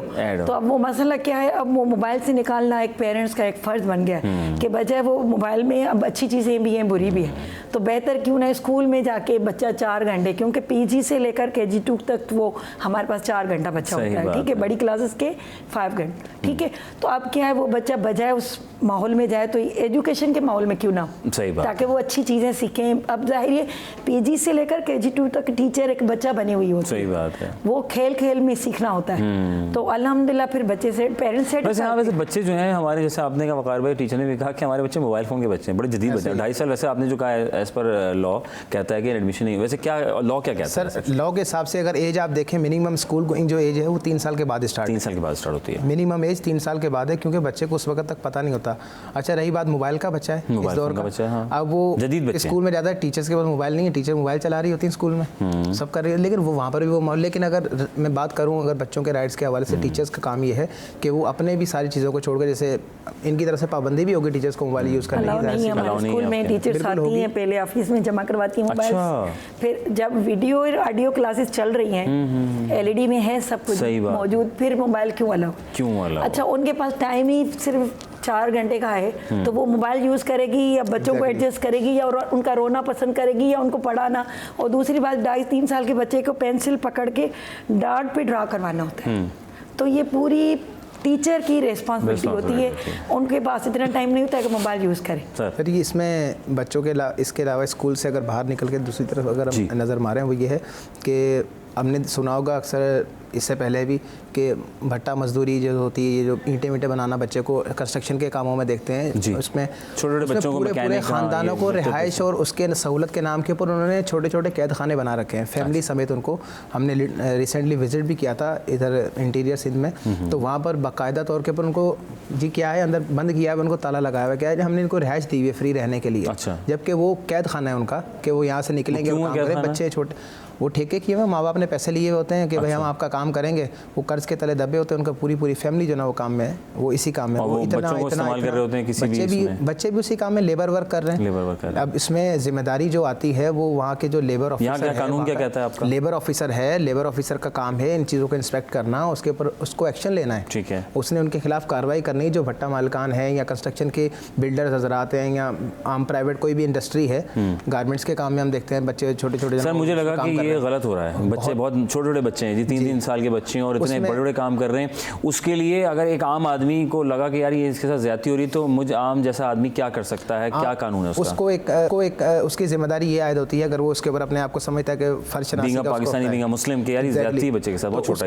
है, उसका काम है कि उसका डिटेल लेना, ठीक है, बच्चे के नाम वाम की, उसकी कंपनी के जहाँ पर वो काम कर रहा है, ठीक है, उसकी डिटेल को पूरी दरखास्त की सूरत में वो अपने मूव करेगा लेबर ऑफिसर को, और साथ में CC कर दे, SHO को कर दे, ठीक है, क्योंकि उसने जाहिर सी बात है अब मुतलका इदारे ने इलाका SHO से रिपोर्ट लेनी कि आपके एरिया में ये काम हो रहा है, ठीक है, तो उनको CC करके उनको एप्लीकेशन लिखे, वो आकर उसके ऊपर एक्शन लेंगे, उसको सीज करते हैं बाकायदा। अच्छा, सीज करेंगे, उसको काम नहीं, उसका काम बंद होगा, ओके, ताकि वो आइंदा चाइल्ड लेबर जो है उसको मजीद वो ना रखे और उसको ख़त्म करे। अगर वो सर पेरेंट्स खुशी से अगर एक बच्ची या 2 पेरेंट्स के ऊपर भी कार्रवाई है मैडम। अच्छा, मैडम की भी कार्रवाई? अच्छा, जो पेरेंट्स अगर उसको मजबूर करके, अगर मजबूरी है तो फिर क्या कहते हैं? जैसे मैडम ने कहा, मजबूरी जो है, अभी देखा जाए कि हमारे बेटा ये बात इलाके में बहुत सारी औरतें स्कूल से निकाल के बच्चियों को काम पे लेके जाती हैं, क्योंकि वो बहुत से लोग कहते हैं फीस नहीं दे सकते हम। हाँ, फीस भी नहीं दे सकते। दूसरी उनका पर्पज़ है कि भाई हम रेंट कहाँ से दें, आजकल रेंट महंगा हो गया, गैस बिजली पानी महंगा हो गया है। अगर वो तालीम दे रहे हैं तो फिर अपना पेट पालने में वो कम हो रहे हैं, ठीक है, क्योंकि वो 3 टाइम का खाना नहीं खा सकते, ठीक है, फिर एक ही टाइम का खाते, ठीक है। तो अगर हम दोनों चीज़ों को मद्देनज़र रखें ना,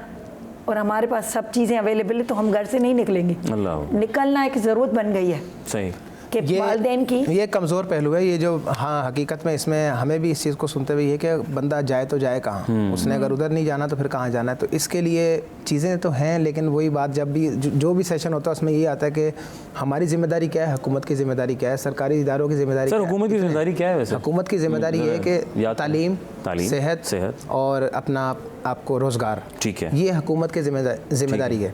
अब इसमें से कोई भी चीज़ आप देख लें कि जिसके ऊपर जो है ना वो पूरा उतरते हों, मेरिट की जो ना वो धज्जियाँ उड़ा के रखी हुई हैं, कोई किसी का मेरिट नहीं है। अब कोई अगर जैसे बच्चे को निकलना पड़ता है, क्यों निकलना पड़ता है कि उसकी वालदा भी अगर पढ़ी लिखी है तो उसको भी लेडीज़ को जॉब कौन करने देगा ऐसे इस माशरे में। सरकारी सतह के ऊपर आप सोच नहीं सकते, प्राइवेटली अगर वो कहीं जाती तो उसको वो वाला एवरेज फिगर मिलता नहीं जिससे वो अपना घर रन कर सके। सही, बिल्कुल नहीं, ऐसा कुछ भी नहीं है। उसके बाद सेहत के वो जो कमा रही है, बच्चे को बीमार हो प्राइवेट हॉस्पिटल्स में और क्लिनिक्स में के अंदर जाके वो सारा उसमें निकल गया। सेहत भी सरकार की जिम्मेदारी है, सरकार जिम्मेदारी। इसी तरीके से एजुकेशन के ऊपर जाए, वो स्कूल्स और ये यूनिफॉर्म्स, बुक्स ही इतनी महंगी प्ले ग्राउंड बच्चों के लिए सर, वो प्ले ग्राउंड में आजकल क्या बन रहा है, क्या हो रहा है, अल्लाह माफ करे कि शादी हाल बना दिए हैं, कम्युनिटी सेंटर वो नाम के प्लाजा बना दिए, बिल्डर पार्क्स को देखें तो पार्क्स भी खत्म कर दिए गए हैं। तो इससे नशोनुमा में कितना फ़र्क आएगा मैडम, आप ज़रा बताएं। आप तो कोशिश करती हैं अपने ही चार दीवारी में बच्चों के लिए एक्टिविटीज़ प्लान करती हैं, लेकिन कहूँगी कि घर घर की अगर सोच है कि बच्चे को तालीम मिलनी चाहिए और ये ही आगे बढ़कर एक अफसर बने, अच्छे शहरी बने, तो अपने पेरेंट्स, अपने स्कूल और अपने मुल्क का नाम रोशन। तालीम कैसे सिखाती है मैडम, हमें ये ज़रा क्लियर करें आज। तालीम हमें अच्छे बुरे की पहचान सिखाती है। ठीक है, हम कहीं जाते हैं तो हमारी ऊंच नीच का फ़र्क होता है। ठीक है, क्योंकि हमें तालीम, हम जब बच्चों को ये, लेकिन इस दीन तो कहता है ऊंच नीच तो कुछ भी नहीं, सब बराबर बराबर है। नहीं, बराबर नहीं है। अच्छा। आप पढ़े लिखे को भी साथ में बिठाएं, अनपढ़ को भी बिठाएं, ज़मीन आसमान का फ़र्क है। ठीक है, एजुकेशन पॉइंट से तो अलग है। हाँ, बिल्कुल बिल्कुल। पढ़ा लिखा सोच समझ के अल्फाज बोलेगा, अनपढ़ को जहाँ आएगा वो नहीं सोचेगा कि ये चार बंदों के बीच में बैठा है मुझे क्या, वो बिला झिझक अंदर आ जाएगा। इसकी वजह क्या है, क्यों बच्चों में इतना क्या है, क्यों है? शऊर की कमी, शऊर की कमी, शऊर जो है ना वो तालीम के साथ जुड़ा हुआ है। शऊर तालीम से अलग नहीं है, यानी तालीम ना हो तो फिर मेरे ख्याल से शऊर नहीं होगा, फिर बात करने का अंदाज़ अधूरा इंसान है। बात चीज़ें ये देखें तरबियत के अंदर भी होती हैं। हमने ऐसे भी लोग देखे हैं पढ़े लिखे नहीं है, तरबियत अच्छी हुई है, और रस्म रिवाज इक़दार जो ख़ानदानी इक़दार होती हैं उसमें ख़ानदानी उसमें ये चीज़ें शामिल होती हैं कि आपने कब क्या बात करनी है, किसकी सुननी है, कि कहाँ पर बैठना है, कैसे आना है, कैसे जाना है, सारी फैमिली के ऊपर डिपेंड करता है। तरबियत की मैं बात कर रहा हूँ। आजकल बच्चे, पहले दौर के बच्चे आज के बच्चों में क्या फ़र्क नज़र आता है? एक तो ये कंप्यूटर के बच्चे हो गए, हमारे मोबाइल फ़ोन वाले बच्चों में। पहले ये दौर था कि पढ़ाई का रुझान ज़्यादा था, रुझान ज़्यादा। अब यानी कि प्राइमरी सेक्शन देखें कौन में रुझान है 6-7 से लेके आप मैट्रिक तक जाएँ आप, ये मोबाइल का ज़्यादा, पढ़ाई का रुझान कम है। और इनसे ज़्यादा जो फोकस है वो गैस का है। गैस आपकी प्रॉपर वेल एंड गुड जाएगी, मगर बॉयज़ नहीं, बॉयज़ में जो है ना रुझान कम है, और पेरेंट्स भी बहुत परेशान है कि हम करें क्या। तो पेरेंट्स को फिर सारी जिम्मेदारी सबसे पहले गोदी माँ, हम कमाएं, इनका पेट पालें, इनकी फ़ीस भरें, इनकी ज़रूरियात पूरी करें, या इनको हम बैठ के लेक्चर दें। और आपको पता है 9th मैट्रिक तो ऐसी भेजे कि ना वो पेरेंट्स की सुनती है, मगर उसमें समझो कि 50% ऐसे बच्चे हैं जो उस्ताद को समझते हैं कि हमें करना क्या है। तो अल्हम्दुलिल्लाह, अल्लाह का शुक्र है कि हमें मिल के इन बच्चों को चलाना है। ज़रूरत अभी इसमें इस चीज़ की है कि स्कूल्स की तरफ से भी ये पैगाम बच्चों को, एक वो जो एक बदतमीज़ी वाला एक आंसर होता है ना बच्चों के अंदर, उसको वो चीज़ जो ना वो बड़े पोलाइट वे में उनको जो ना उस साइड से कवर किया जाए। माँ बाप के ऊपर और साजा के ऊपर ये जिम्मेदारी होती है इस पूरे उसमें सेशन में कि वो इनको इस तरीके के ऊपर लेकर आएंगे और तालीम भी अपनी हासिल करें और अपने शौर को भी उजागर करें। ओके जनाब अली, मिस शाहिदा तौफीक साहबा, आपका बेहद शुक्रिया, जज़ाकल्लाह, क्या तशरीफ़ लेकर आई और आपने उजागर किया इस चीज़ को कि बच्चे जो हैं क्या किधर जा रहे हैं, तो पेरेंट्स का बड़ा काम है। जनाब थैंक यू वेरी मच, जज़ाकल्लाह, खुश रहें, आबाद रहें। जनाब ब्रेक पे जा रहे हैं, ब्रेक के बाद वापस आएंगे और फिर मज़ीद बात करेंगे, और लोग भी हमारे गेस्ट हैं जो ज्वाइन करेंगे, इस पर बात करेंगे। जनाब 12 महीने की फ़ीस होती है, तो 13 और 14 महीने की फ़ीस कैसे, तो साल के 12 महीने होते हैं, साल के 12 महीनों में 12 महीने की फ़ीस तो समझ में आती है, लेकिन 13-14 महीने ये समझ नहीं आती फ़ीस, फिर 2-3 एक महीना की फिर क्या होता है। एनुअल फ़ीस पे बात करेंगे, एनुअल फ़ीस का कितना अहम किरदार है और इससे क्या फ़ायदा है क्या नहीं है, और पेरेंट्स इसमें क्या कहते हैं, इसमें क्या फ़ीडबैक है, इस पर डिटेल बात करेंगे। एक और गेस्ट हमें ज्वाइन करेंगे ब्रेक के बाद।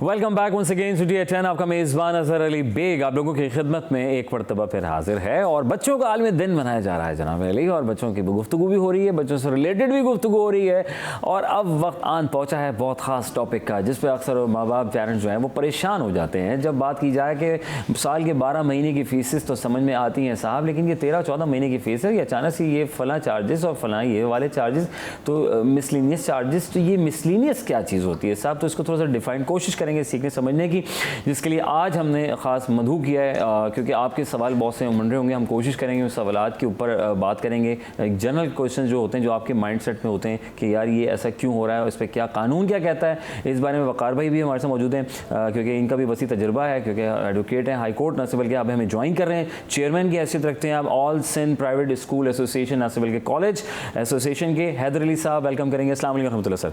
वालेकुम अस्सलाम सर, कैसे हैं? ठीक हैं अल्हम्दुलिल्लाह। अल्हम्दुलिल्लाह सर, बहुत शुक्रिया आप तशरीफ़ लेकर आए। थैंक यू सर आज जो है बच्चों का आलमी दिन है और हम मनाने की कोशिश कर रहे हैं और स्कूल्स में बड़ी रंगारंग तकारीबात का इनेकाद किया गया। इसके बारे में थोड़ा सा प्लीज़ मैं चाहूँगा शुरू होने से पहले इस पर हम ज़रा बात करें। बिस्मिल्लाहिर्रहमानिर्रहीम। अज़हर, सबसे पहले तो आपका बेहद शुक्रिया कि आज इंटरनेशनल चिल्ड्रंस डे के मौके पर आपने ये सेगमेंट भी रखा और हमें मदऊ भी किया। आज दुनिया भर में यूनाइटेड नेशंस के ज़ेर इंतज़ाम जो है वो दुनिया के मुख्तलिफ़ ममालिक में बच्चों का आलमी दिन मनाया जाता है। 1959 से ये रवायत जो है बाकायदा तौर से चल रही है कि हर साल 20 नवंबर को हम बच्चों का दिन मखसूस करते हैं। इसमें बच्चों के जितने भी बुनियादी और फितरी हुकूक़ हैं वो तमाम के तमाम शामिल हैं, चाहे उनकी खुराक के हुकूक़ हों, चाहे उनकी सेहत के हुकूक़ हों, चाहे उनके शेल्टर के हुकूक़ हों, चाहे उनके एजुकेशन के राइट्स हों, इसी तरह चाहे उनके एनवायरनमेंट के राइट्स हों। तमाम राइट्स को बच्चों के लिए मखसूस समझना और उनके लिए डिफ़ाइन करना, इसलिए कि बच्चे जो है वो हमारे दुनिया का मुस्तक़बिल है और अगर दुनिया में कोई तब्दीली आ सकती है तो वो बच्चों ही के ज़रिए आ सकती है, क्योंकि आज की जनरेशन जो है वो अगले 20 साल के बाद जो है वो एक तंदुरुस्त, तवाना और नौजवान नस्ल होगी जो दुनिया की बागडोर संभालेगी। तो आज के दिन हमें बच्चों के हुकूक़ का, बच्चों की मराआत का, बच्चों की सहूलियात का ख़याल रखना चाहिए और अहद करना चाहिए और कुछ एक्शन प्लान्स भी बनाने चाहिए, चाहे वो जितने छोटे लेवल पर ही क्यों ना हो, लेकिन ज़रूर अमल की बात करनी चाहिए। साहब, आज हम हमारा टॉपिक वैसे तो हम ब्रेक से पहले डिस्कस कर ही रहते हैं कि हम बात करते हैं कि साल के 12 महीने फ़ीसेस हम देते हैं और पेरेंट्स जब बात आती है जून जुलाई की फ़ीस की बात आती है उस पर बड़े सवालात उठते हैं कि बच्चा तो स्कूल जा नहीं रहा तो फिर फ़ीस में या तो हाफ़ हो जानी चाहिए, कुछ कटौती हो जानी चाहिए, अच्छा होती क्यों है, या हम बात करें कि साहब ये एनुअल फ़ीस क्यों होती है, ये एनुअल फ़ीस का क्या मकसद होता है। चलो सालाना फ़ीस तो जारी समझ में आता है, तो सर इस पर रोशनी तो डालें ज़रा प्लीज़। जी वक़ार, ये बहुत अच्छा मौजू है।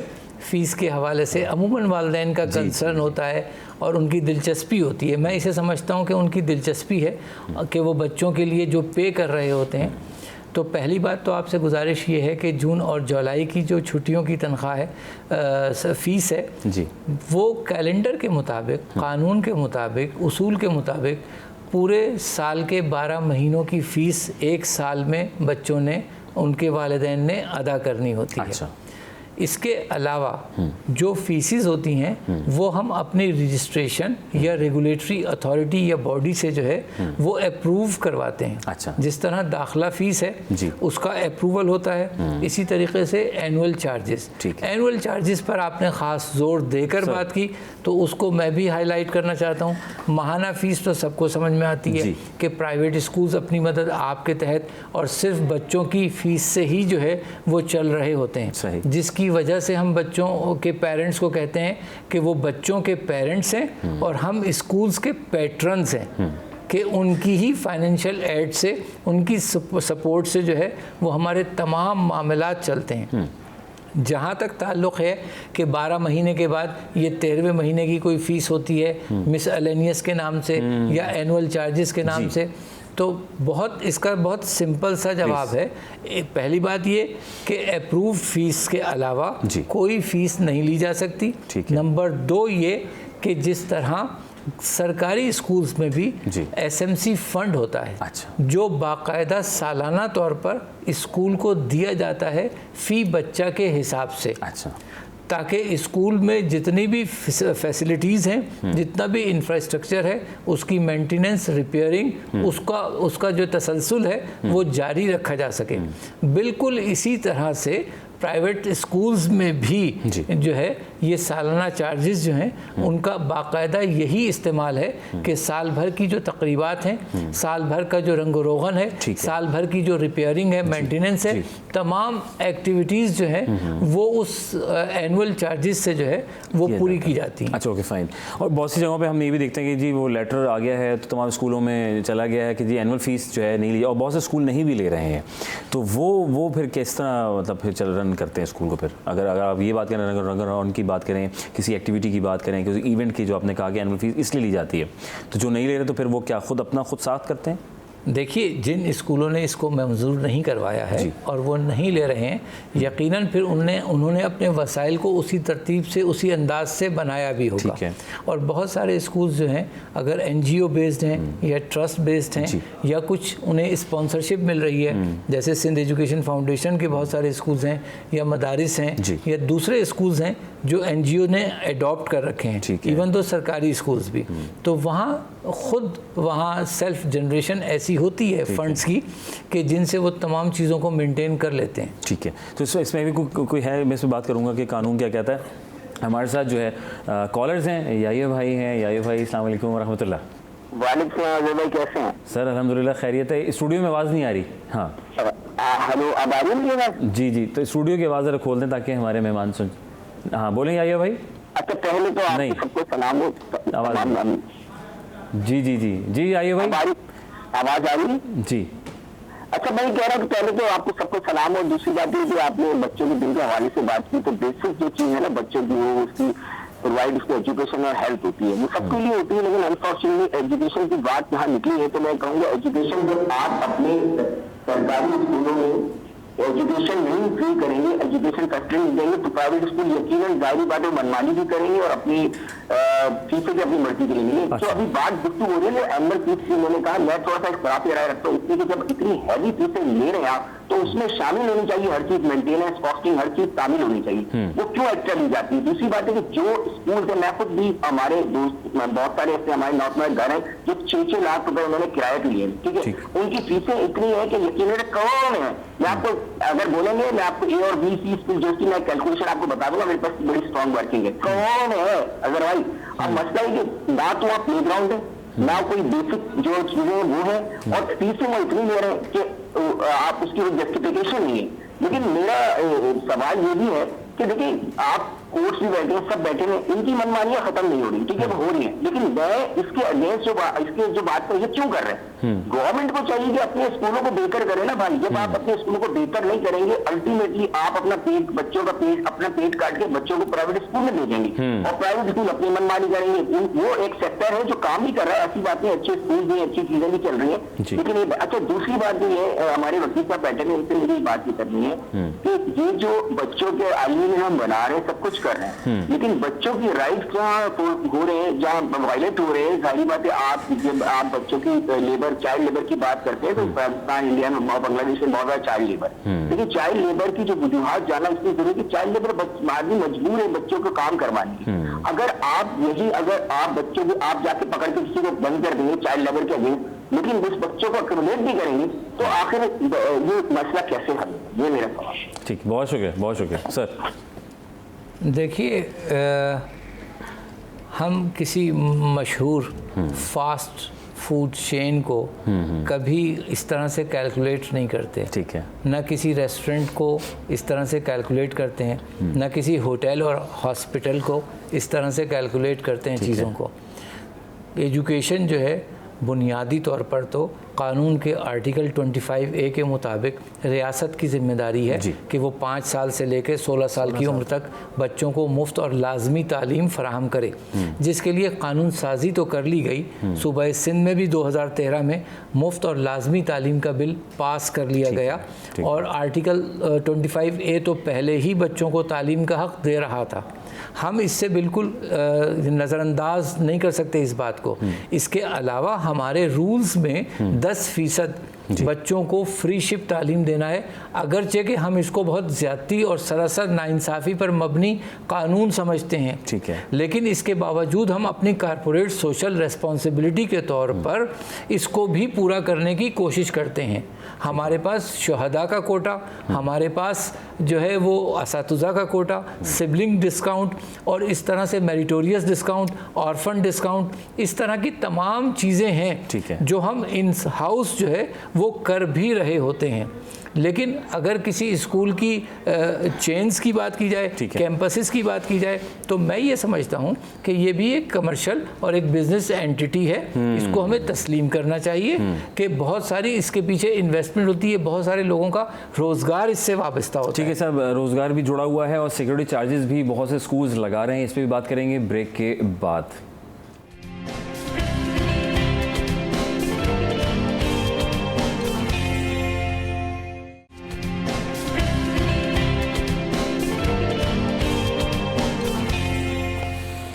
Welcome back once again City 10। आपका मेज़बान अज़हर अली बेग आपकी खिदमत में हाजिर है और हम बात कर रहे हैं जनाब अली के अभी जो है एनुअल फ़ीस के ऊपर हम बात कर रहे हैं, क्योंकि पेरेंट्स की सबसे ज़्यादा एक मामला ज़िंदगी थोड़े से टफ चल रहे हैं, हर इंसान का घर चलाना थोड़ा सा मुश्किल हुआ है और जिस तरीके से प्राइजेस हाई हुए हैं हर चीज़ की, और उस प्राइस में हम देखें तो अपनी तनख्वाहें देखें या हम कारोबारी पॉइंट ऑफ व्यू देखें, उस तरह से फीडबैक देखें तो वो या उससे रेवेन्यू जनरेट नहीं हो पाता कि वो घर को किस तरीके से, बड़ा कैलकुलेटेड टाइम हो चुका है हमारा, कैलकुलेटेड दुनिया में रहते हैं हम, और उसमें बच्चों को पढ़ाना भी है, घर भी चलाना है, गैस बिजली पानी की फीसेस भी देनी है, तो इस पर भी सारी हमारी गुफ्तगू चल रही। तो हमारे साथ जो है हैदर अली साहब मौजूद हैं, chairman All Sindh Private School and College Association, न से बल्कि हमारे साथ अब ज्वाइन कर रहे हैं जनाब अली, स्कूल ओनर हैं सर आप मोहतशिम साहब। अस्सलाम वालेकुम रहमतुल्लाह सर।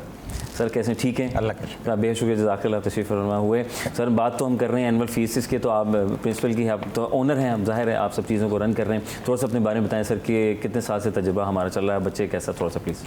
अल्हम्दुलिल्लाह 13 से 14 साल से इस फील्ड में मौजूद हूँ एज एन ऑनर और जनरल सेक्रेटरी हूँ अल हदीस प्राइवेट स्कूल मैनेजमेंट एसोसिएशन का। अच्छा माशाल्लाह। जिसके अंदर हम काफ़ी ज़्यादा जो है वो एजुकेशन को प्रमोट कर रहे हैं और एक मुज़ाफ़ाती इलाके के अंदर हम जो है स्कूलों का सेटअप लेके चल रहे हैं, जहाँ पर गवर्नमेंट स्कूलों की जो तादाद है वो मेरे ख्याल 1 या 2 है। अल्लाह अकबर। अच्छा। उसके अंदर हम प्राइवेट स्कूल्स को लेके चल रहे हैं और अल्हम्दुलिल्लाह इस वक्त बिन कासिम टाउन का जो लिटरेसी रेट है वो भी 90% है। अच्छा, तो 90% लिटरेसी रेट का मतलब है कि पेरेंट्स बच्चों को पढ़ा रहे हैं और स्कूल वाले बेहतरीन एजुकेशन प्रोवाइड कर रहे हैं। ठीक है, तो इस लिहाज से अगर आप देखें, और बल्कि पिछले 7-8 सालों में अगर आप देखें तो इंटरमीडिएट की प्री मेडिकल की पहली पोजीशन गुलशन हदीद में मौजूद है, कराची बोर्ड की पोजीशन मौजूद है और अभी लास्ट ईयर ज़ियाउद्दीन की 3rd पोजीशन मौजूद है। अच्छा, तो ऐसा नहीं है कि सिर्फ जो है वो एक नॉर्मल तालीम दे रहे हैं, बल्कि एक अच्छी तालीम स्कूल चल रहा है आपका। अगर बात करें देखिए सरकारी आगमा है तो सरकारी जिम्मेदारी, हम इस ब्रेक से पहले भी बात कर रहे थे, सर से भी बात कर रहे थे कि रियासती जिम्मेदारी है।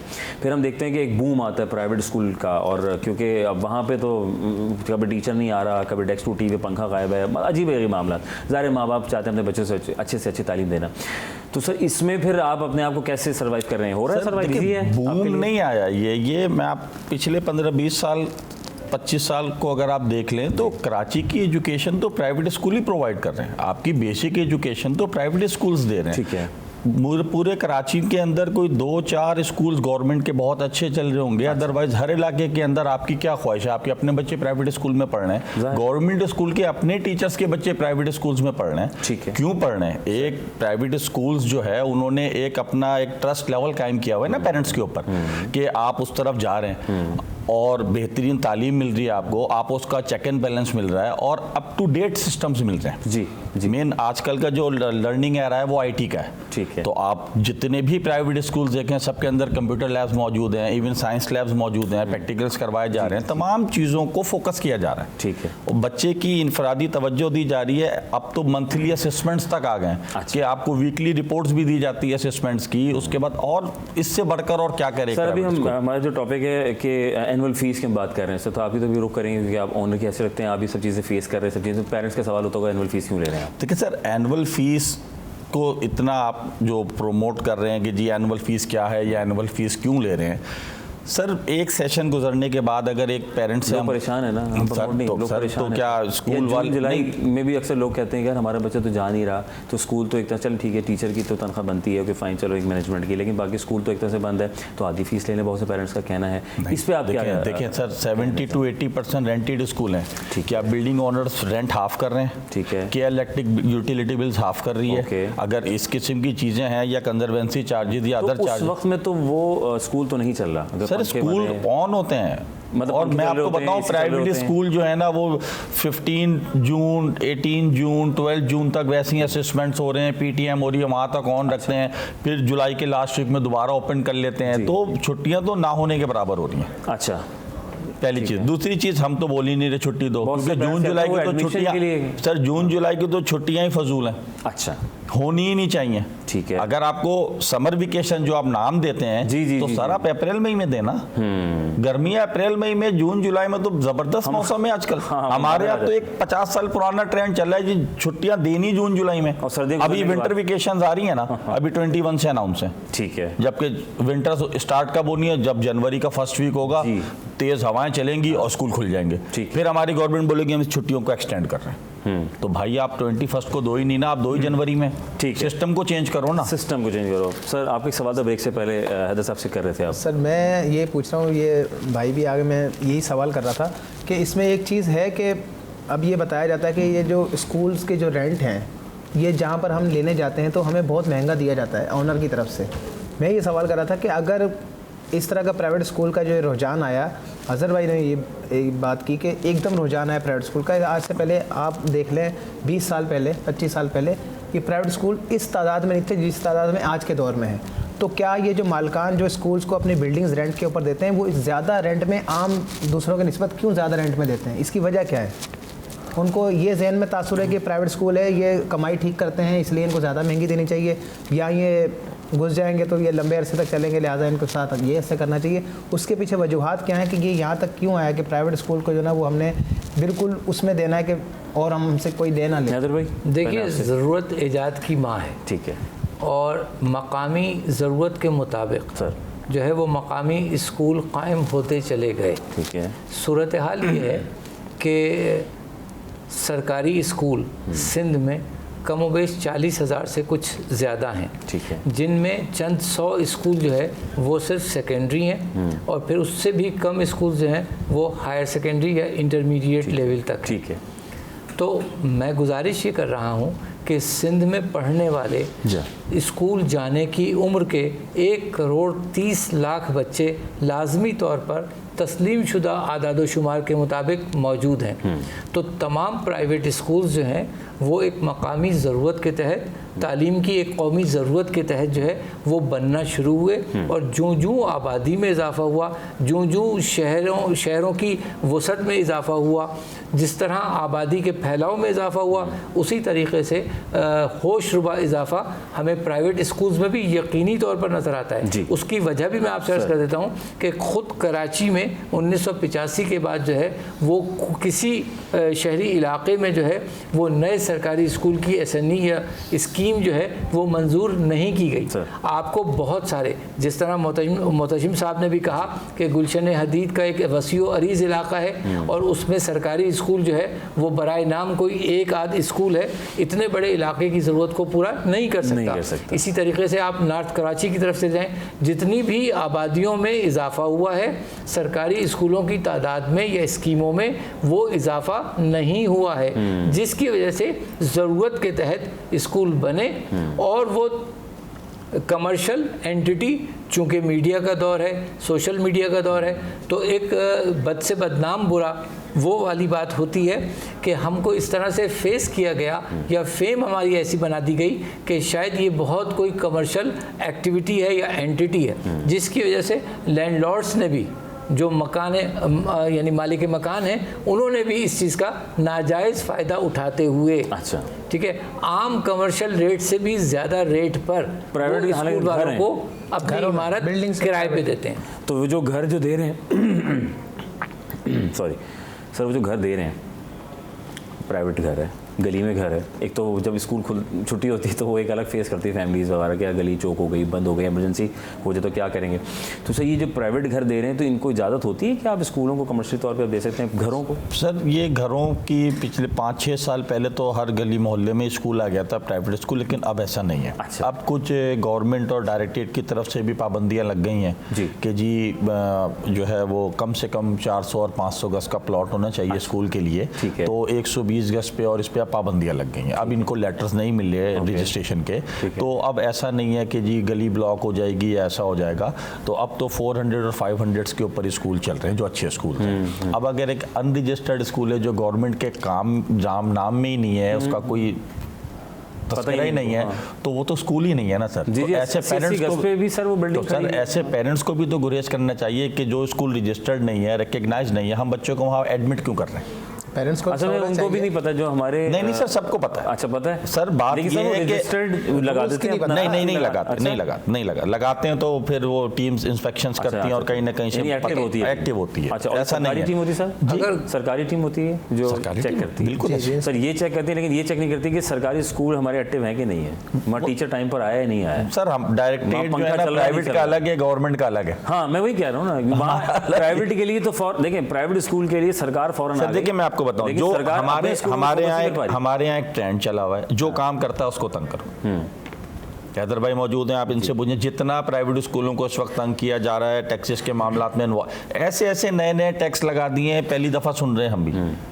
प्रोफेशनल टैक्स, हम लोग कोई बिजनेस थोड़ी कर रहे हैं, के बिल में है, हम कोई बिजनेस थोड़ी कर रहे हैं जो आप हमारे ऊपर प्रोफेशनल टैक्स लगा सर कि आप लोग बिजनेस कर रहे हैं माजूद के साथ। सर किसी के समझने से क्या होता है, आजकल तो लोग हॉस्पिटल्स को भी बिजनेस समझ के बैठे हुए हैं। हाँ बिल्कुल। तो इसमें सर ये तो मैं क्या बोलूँ, ये तो माइंड सेट है ना। वो अच्छा वो हाँ वो बड़ा बिजनेस है। अच्छा वो वही ये माइंड सेट दूसरी तरफ चला गया है, माइंड सेट चला गया। अगर आपके बच्चे ने A1 ग्रेड ले लिया तो स्कूल बहुत अच्छा है, ठीक है, और अगर खुदा न खास्ता वो C ग्रेड और लोअर ग्रेड में पास होता है तो स्कूल कमाने के लिए खुला हुआ है। पेरेंट्स ही दो किस्म के हो गए। हैदर भाई वक्त की कमी है, मुझे बताएं कि एक चीज़, एक सवाल है कि हमारे यहाँ जब स्कूल में सब बच्चे होते हैं तो कोई A ग्रेड भी लेता है, कोई B ग्रेड भी लेता है, कोई C भी लेता है, लेकिन जैसे कॉलेजेस में हम जाते हैं सरकार की तरफ रुख करते हैं या दीगर, तो वहाँ पर ये चक्कर आता है कि A ग्रेड वाला A ग्रेड में जाएगा, B वाला B में जाएगा, C वाला C में जाएगा। क्या ये अभी भी चल रहा है, और अगर चल रहा है तो क्या ये ठीक है जो B C A में नहीं जा सकते, तो फिर तो वो B C तो फिर मज़ीद नीचे चले जाएंगे? ऐसा तो नहीं नज़र आ रहा फ्यूचर आपको बच्चों का? देखिए ये दुनिया भर में मेरिट पॉलिसी होती है और मेरिट पर दाखिले मिलते हैं। एकेडमिकली जिन बच्चों की प्रोग्रेस ज़्यादा बेहतर होती है वो यकीनन अच्छी साख के तालीमी अदारों में दाखिल होते हैं। कॉलेजेस से लेकर यूनिवर्सिटीज़ तक दुनिया भर में ये मामलात चलते हैं, लेकिन इससे पहले जो हमारी स्कूलिंग है जो अब तक था मामला, वो ग्रेड फोबिया था, एक ग्रेड फीवर था कि बच्चे का ज़्यादा से ज़्यादा बेहतरीन से बेहतरीन मार्क्स आने चाहिए। अब inter board coordination commission IBCC Pakistan ने जो है अपनी असेसमेंट पॉलिसी जो है वो पूरे पाकिस्तान के तमाम बोर्ड्स के लिए जो है वो ग्रेडिंग पॉलिसी कर दी है। ग्रेड पॉइंट्स उसमें मिलेंगे, GPA हुआ करेगा जिस तरह यूनिवर्सिटी में होता है। अब स्कूलों की सतह पर भी 9वीं 10वीं क्लास से लेकर 11वीं 12वीं जमात में भी बच्चों को ग्रेड पॉइंट सब्जेक्ट वाइज मिलेंगे और टोटल रिजल्ट उनका GPA की शक्ल में नज़र आएगा। तो कम से कम नंबरों की एक रेस जो है वहाँ ख़त्म हो रही है और एक यूनिफॉर्मिटी आ रही है हमारे नेशनल असेसमेंट फ्रेमवर्क में, पूरे मुल्क पाकिस्तान में तमाम 29 के 29 बोर्ड्स में। ठीक है, तो जहाँ तक आपका सवाल है कि भाई अच्छे बच्चे जो है या ज़्यादा ज़हीन और काबिल बच्चे जो है वो मखसूस कॉलेजों में दाखिला लेते हैं और बाकी जो उनसे पीछे बच्चे होते हैं, माँ बाप भी ये कहते हैं ना कि यार एक काम करो, वो फला काशिफ साहब का बेटा है, बड़ा माशाल्लाह इंटेलिजेंट है, तुम उनसे जाके पढ़ो या उनके बच्चों के साथ खेला करो, ये इनके बच्चों के साथ ना खेला करो, एक थोड़ी सी हमारा माजर के साथ ये इस तरह की चीज़ें हमें दे, तो वो शायद इससे फ़र्क पड़ता है। तो मैं उसी पॉइंट से सवाल किया। एक चीज़ हमको तसव्वुर क्लियर करना चाहिए, दुनिया भर में अब मल्टीपल इंटेलिजेंस थ्योरी जो है, ये कसीरुल जहानती जो है वो फ़लसफ़ा जो है अब हम सबको समझ में आ रहा है कि इंटेलिजेंस जो है वो सिर्फ एक पढ़ाई लिखाई वाली इंटेलिजेंस नहीं होती है, बल्कि 8-9 इंटेलिजेंसेस जो हैं वो अब डिस्कवर हो चुकी हुई हैं। तो किसी बच्चे में कोई सी जहानत होगी, हर बच्चे में कुदरती तौर पर जहानत होती है। हमें सिर्फ और सिर्फ उस बच्चे की जहानत को डिस्कवर करना है, एक्सप्लोर करना है, और उस बच्चे को, हर बच्चे को अपनी इंफरादियत में पूरी उसको मतलब अहमियत मिलनी चाहिए, इम्पोर्टेंस मिलनी चाहिए। और ये तसव्वुर कर लेना कि अगर कोई बच्चा पढ़ाई लिखाई में अच्छा नहीं है तो खुदा ना खास्ता वो ज़िंदगी में नाकाम है। ठीक है, ठीक है। आपसे गुजारिश ये है कि स्टैटिस्टिक्स इस बात को साबित करते हैं कि जो यूनिवर्सिटी के टॉपर्स हैं उनमें से भी 2% सिर्फ अपनी अमली ज़िंदगी में कामयाब होते हैं। ठीक है। अमूमन एवरेज जहानत के लोग और एवरेज काबिलियत के लोग जो है वो ज़िंदगी में ज़्यादा कामयाब होते हैं। लिहाजा आपके तवस्सुस से हम वालिदैन को भी ये कहना चाहते हैं कि अपने बच्चों को वो सिर्फ एक पढ़ाई लिखाई वाली, लिखने पढ़ने वाली जहानत से ही न नापा करें, बल्कि उनकी पूरी शख्सियत को देखें और उस शख्सियत में जितनी अच्छी चीज़ें हैं उसको अप्रिशिएट करें, इनकरेज करें और उसको इंजॉय करें। इंटरेस्ट किस चीज़ में? सर बताएं, वक्त की कमी है क्या? कानून, सारी बातें आपने हमारे सीनियर्स की सुनी। जी सर, कानून क्या कहता है यहाँ पे, थोड़ा सा जल्दी से बताएं। मोहसिन भाई वाली बात मैंने अभी दोबारा उसको छेड़ूंगा थोड़ा सा।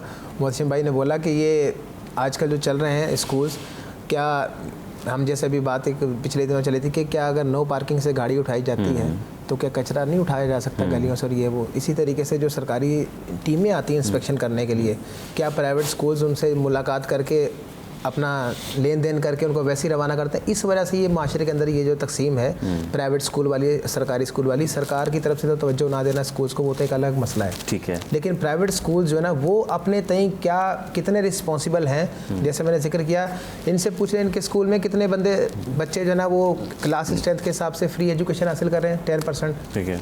अमूमन चलेंगे दे रहे होंगे, मैंने मान लिया, बाकी दूसरे स्कूल कितने दे रहे हैं? कोई भी नहीं दे रहा। तो बच्चों के जो हकूक़ के हवाले से ये जो प्रोग्राम हम कर रहे हैं इसके अंदर मैं समझता हूँ कि बुनियादी वजह जो तालीम है, स्कूल एसोसिएशन जो है उसकी जिम्मेदारी भी ये बनती है। तो फिर कानून बनाए, फिर आप इस पर कानून बनाए? सर ऑलरेडी है, बना हुआ है, ऑलरेडी है। आर्टिकल में 10A उसमें सेक्शन में इम्प्लीमेंट के इन्फोर्समेंट के लिए तो अब वो इनके जो एजुकेशन ऑफिसर्स हैं डिस्ट्रिक्ट वाइज या सूबाई जो वज़ीर तालीम है उनको चाहिए कि इस चीज़ के ऊपर जो है ना मज़ीद एक वो बनाए, कमेटी बनाए, तश्कील दें जो जाके इनको विज़िट करें, और वो जो कमेटी जो उनको विज़िट करने के लिए रखी हुई है उनके ऊपर छापे मारे कि वो कहाँ काम कर रहे हैं, वो इनसे क्यों अपने एक्टिवली नहीं सर, ऐसा नहीं है। 90% से 95% स्कूल के अंदर फ्री शिफ्ट मौजूद हैं। मैं आपको बताऊँ कोई इदारा ऐसा नहीं है जो फ्री शिफ्ट नहीं दे रहा। ठीक है।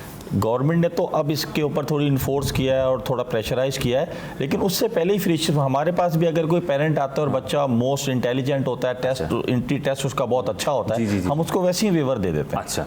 और फ्री शिफ्ट दे रहे होते हैं स्कूल, प्राइवेट स्कूल स्कॉलरशिप्स दे रहे होते हैं, हर चीज़ दे रहे होते हैं आप लोग। और दूसरी चीज़ ये है कि अब थोड़ा सा हमारे एजुकेशन सिस्टम, पेरेंट्स का भी माइंड सेट चेंज हुआ है। ये जो पहले अभी जैसे हैदर भाई भी बोले तो और आपने भी सवाल किया कि जी अच्छा बच्चा और अच्छे ग्रेड, अब आप देखिए पहले समझा जाता था जी अच्छा स्टूडेंट सिर्फ जो है ना वो प्री इंजीनियरिंग और प्री मेडिकल के लिए बना, लेकिन अभी पिछले कुछ 4-5 साल का लास्ट ईयर का आप एरा देखें तो कॉमर्स बहुत ज़्यादा प्रोमोट होकर आगे आ रहा है, IT बहुत ज़्यादा प्रोमोट होकर आगे आ गया। अब सिर्फ इंजीनियरिंग और मेडिकल फील्ड नहीं रह गई, अब लोगों को थोड़ा सा जो है ना वो शऊर पैदा हो गया लोगों को कि एजुकेशन सिस्टम में हर फील्ड के अंदर ही एक्सपर्ट्स पाए जाते हैं। चले जनाब अली, एक्सपर्ट हर जगह हैं और सीखना सिखाना है हमारी कोशिश। तो सजेशन मेरी ये, हैदर भाई चूँकि ये चेयरमैन हैं प्राइवेट स्कूल एसोसिएशन कॉलेजेस वगैरह के, ये जो स्कूल की तरफ से स्टेशनरी दी जाती है, अच्छा, जो कि आम मार्केट में कॉपी 10 रुपए की, स्कूल में 100 रुपए की, इसको ख़त्म करवाएं। मेरे पास भी बहुत सारे सवाल हैं कि हमारे नाम की किताबें हों और इतने स्टेशनरी चार्जेस हैं, मार्केट से वो 5,000 की मिल रही है, 10,000 रुपये चार्ज किए जा रहे हैं बहुत से स्कूल में, ऐसे इसको ख़त्म करवाएं ताकि ये वालिदैन के ऊपर बुनियादी तौर पर ये 1 विंडो फैसिलिटी है। अच्छा, ठीक है। और जिस कॉपी का तकाबुल हम किसी उर्दू बाज़ार की बहुत ही सस्ती कॉपी से करते हैं, उसकी क्वालिटी में, उसके मयार में, कॉस्टिंग में बहुत ज़मीन आसमान का फ़र्क होता है। ठीक है, पहली बात तो ये क्लियर है। लेकिन इसके बावजूद बिल्कुल मैं इस बात से वक़ार साहब की और आपकी बात से एग्री करता हूँ कि प्राइवेट स्कूल्स को भी अपने तय चाहिए कि वो इस चीज़ का अनड्यू एडवांटेज न लें और एक मुनासिब मुनाफे के अलावा जो है वो गैर मुनासिब या बहुत ज़्यादा महंगी करके कोई चीज़ बेचना जो है ये तो वैसे ही अखलाकियात के हिसाब से ठीक नहीं है। ग्राम फरोशी बहुत ज़रूरी है, सीखना सिखाना। कोशिश की हमने कि इस टॉपिक को जिस हद तक आगे फैलाएं और आप तक पहुँचाएँ। कोशिश की कि वो सारे सवालात जो हमारे सीनियर्स आए थे वो बैठे हैं हमारे, और वफ़ा लेंगे। वफ़े के बाद मज़ीद बातचीत जारी सारी रहेगी, कहीं में जाएगा, अभी बहुत सारी बातें करना बाकी है। एक वफ़े के बाद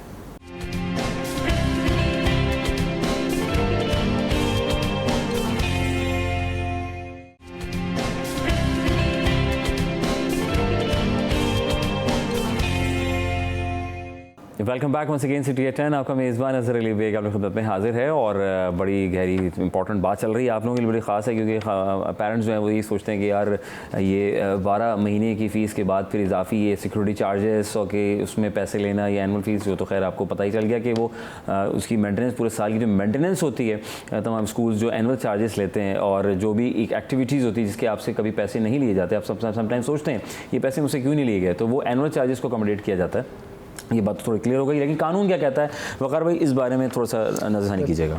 जी, कानून के लिहाज से तो भी मैंने भी जिक्र किया था, हैदर भाई ने भी उसको तजदीद कर दी कि 25A में रियासत की तरफ से हर बच्चे का ये हक है कि उसको बुनियादी तालीम से लेकर 16 साल तक की जो एजुकेशन है वो फ्री देनी है। जी अच्छा, अब वो जो सिस्टम मैकेनिज़्म एक है सरकारी सतह के ऊपर, वो हम सब जानते हैं कि यहाँ हमारे सूबे में, जहाँ हम सिंध में बैठे हैं, माशाल्लाह, मैं किसी की बात नहीं कर रहा, KP की, पंजाब की बात नहीं कर रहा, यहाँ पर हमें इमारतें तो नज़र आती हैं, उसमें कचरा नज़र नहीं आती है, ना बेंच नज़र आते हैं, ना पंखे नज़र आते हैं, दीवारों में सुराख हुए हैं। जी ठीक है, टीचर नहीं आ रहा, टीचर्स कहाँ हैं, तनख्वाह टाइम पे जा रही हैं, तनख्वाहें टाइम पे जा रही हैं। एक माली है, उसने अंदर नर्सरी बना रखी है उसी स्कूल के अंदर, ठीक है, और वो उस स्कूल का मुलाजिम भी है, ठीक है, ठीक है, वो चौकीदार, और उन्हीं बच्चों से चाय भी मंगवाई जा रही है अगर मुलाजिम नहीं है तो, कुछ उसमें है शामिल है। सरकारी सतह के ऊपर सिस्टम इतना ज़्यादा वसी है, मौजूद है। अगर आप डॉक्यूमेंट्स के अंदर जाकर देखें, और हैदर भाई भी चूँकि आते जाते रहते सरकारी इदारों में एजुकेशन से रिलेटेड, इनको पता होगा कि इतना वसी उसके अंदर क्राइटेरिया और मैकेनिज़्म उनका बना हुआ है कि उसमें हमें ज़रूरत ही नहीं पड़े प्राइवेट स्कूल्स की हमारे माशरे में। जी,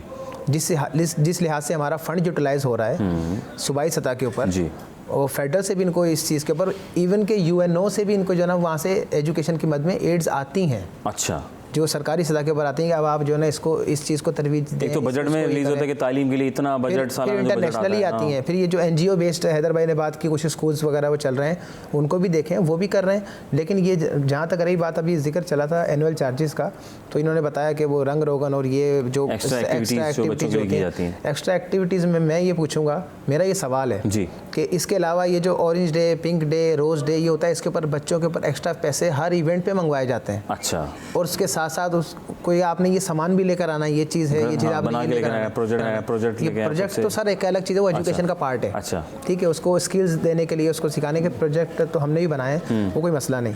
लेकिन उसके साथ बोलना कि आपने जो ना वो ये चीज़ लेकर आनी है साथ में इस इवेंट के लिहाज से, और इस इवेंट के लिहाज से आपने ये ड्रेस लेकर आना, अगर नहीं है तो माँ बाप वो कैसे अरेंज करेंगे, अगर जो पहले इसको कैसे पूरा। आज एनिमल डे है, भाई तुमने ये बनना है तो तुम इसका वार्डरोब लेकर आओ, इसका वार्डरोब लेकर आओ, वो लेने जाएं आप मार्केट में देखें, बहुत घर चलाएं या वो बेचारा। मैं ये पूछूंगा हैदर भाई से कि ये जो इन एक्टिविटीज़ के ऊपर जो पैसे जाते हैं, या क्या ये अगर आप लेते हैं आप एनुअल चार्जेस, ठीक है, हमने मान लिया आप ले लें, तो इन एक्टिविटीज़ के ऊपर भी तो फिर आप उनको कॉस्ट्यूम खुद दें, जैसे आप एक्टिविटीज़ के लिए जो भी चीज़ कोई भी हो रही है वो आप स्कूल्स की तरफ से क्यों नहीं देते, फिर बच्चों के ऊपर क्यों वो बर्डन, उनके पेरेंट्स के ऊपर डायरेक्टली बर्डन है, वो इनडायरेक्टली अगर देखा जाए तो उनको दिया जाता है कि वो आप लेकर आएँ।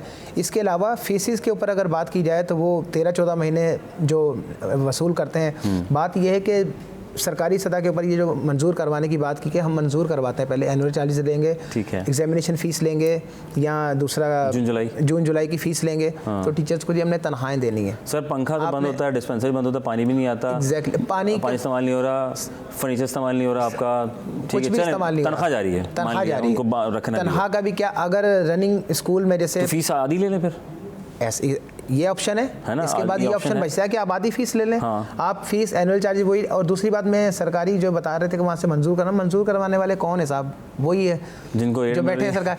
मंजूर तो वो सिर्फ सिग्नेचर के ऊपर मंजूर है ना, सिग्नेचर तो मंजूर है, उन्होंने मंजूर को भी नहीं पता कितना मंजूर है, पता है आपको क्या चीज़, मंजूर को भी नहीं पता कि कितना मंजूर है, एग्जैक्टली, क्योंकि ऊपर से जो है वो बस बंधा हुआ है, फ़ोन चला जाता है, बंदा साइन करके आपको मंजूर करके दे देगा, ठीक है जी हमने अप्रूव कर दिया आपको, आप जाकर ले लें।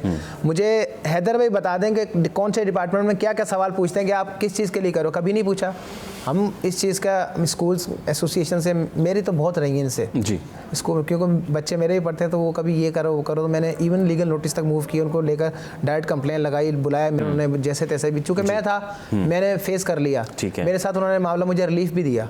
लेकिन आम बंदे का क्या है, वो बंदा कैसे आकर अपना जो ना उनके खिलाफ चलेगा, कैसे करेगा? रोशनी डालें भाई के सवाल पे। देखिए वक़ार साहब ने बहुत अच्छी बात कही जी सर। जहाँ तक जून और जुलाई का ताल्लुक़ है सर, तो स्कूलों में जो हमारा बजट होता है उसका 70% तकरीबन 60 से 70% जो है तनख्वाहों में जाता है। इसके बाद जो है वो 80 से ज़्यादा फ़ीसद स्कूल्स जो है वो किराए की इमारतों में हैं। अच्छा। तो जून जुलाई में न किराए की इमारतें जो हैं उनके किराए ख़त्म होते हैं, न तनख्वाहें कम होती हैं। ठीक है। तो मामूल के कुछ ऐसे ऑपरेशनल अखराजात हैं 5 से 10% जो शायद वो कम होते हैं। ठीक है, ठीक है। ये तो रहा जून जुलाई का। जिसकी हाई जो लेकिन चार्ज कर रहा है और उसकी पता चलता है कि इसकी इमारत का इतना रेंट तो है नहीं, और पता चलता है बच्चे की फ़ीस तो 40,000 रुपये 50,000 रुपये महीना आप दे रहे हैं। नहीं अज़हर, मैं आपसे गुजारिश करता हूँ कि इस वक्त जो पोजीशन है, अगर आप मार्केट का ओपन और फ्री सर्वे करेंगे तो बैंकों से ज़्यादा किराया अच्छा स्कूल बिल्डिंग्स का है। अच्छा। और स्कूल बिल्डिंग्स का तो मामला ये है कि बैंक्स ने लेनी होती है मेन रोड की जगह, जी ठीक है, कमर्शियल प्लेस लेनी होती है। स्कूल जो है वो किसी भी सोसाइटी में किसी भी आबादी में होता है। तो एक छोटे से छोटे 240 गज के की इमारत का किराया जो है गुलिस्तान जौहर में 3 से 4 लाख रुपए के दरमियान स्कूल के लिए है। ठीक है। तो स्कूल जो है वो अपनी यानी सरमाए के स्कूल है, उसकी फ़ीस है, नाम तो मैं नहीं लूँगा, 50,000 रुपये महीना है। ठीक है, अगर 4 लाख रुपए तो एक क्लास से तो अच्छी खासी तो निकला। अच्छा, ये भी आपने बहुत अच्छी बात कही, क्योंकि माँ बाप का ही है बिल्कुल यार, एक क्लास से तो इतना निकाला। तो मैं आपसे गुजारिश कर देता हूँ, मैं आपसे गुजारिश कर देता हूँ कि फ़ीस के हिसाब से बहुत वाज़े कैटेगरीज़ हैं प्राइवेट स्कूल्स में, और अगर आप 98% स्कूल्स निकालेंगे तो वो 10,000 रुपये से कम फ़ीस वाले स्कूल निकलेंगे। ठीक है, ठीक है। ये जो आप एलिटिसिज्म है, ये जो आप बहुत हाई फी स्कूल्स की बात कर रहे हैं, इनकी तादाद उंगलियों पर गिनी जा सकती है। ठीक है। और इसको हम भी डिस्करेज करते हैं क्योंकि क्वालिटी एजुकेशन एक बात है और लग्जरी एजुकेशन जो है वो दूसरी बात है। सर, लग्जरी की जहाँ तक आपने बात की है कि यहाँ पे मैं आपकी बात को सॉरी माज़रत कट करूँगा, हमारे यहाँ एक एसी रूम है, इसका फ़ीस ये है, विदाउट एसी में पढ़ाना है तो इसके फ़ीस इस शादी क्लास का रेट अलग है।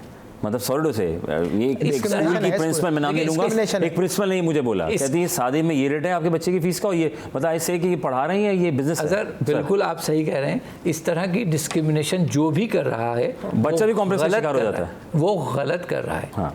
अच्छा, एजुकेशन भी प्राइवेट एजुकेशन हो या सरकारी एजुकेशन हो, यकीनन इस माशरे का हिस्सा है।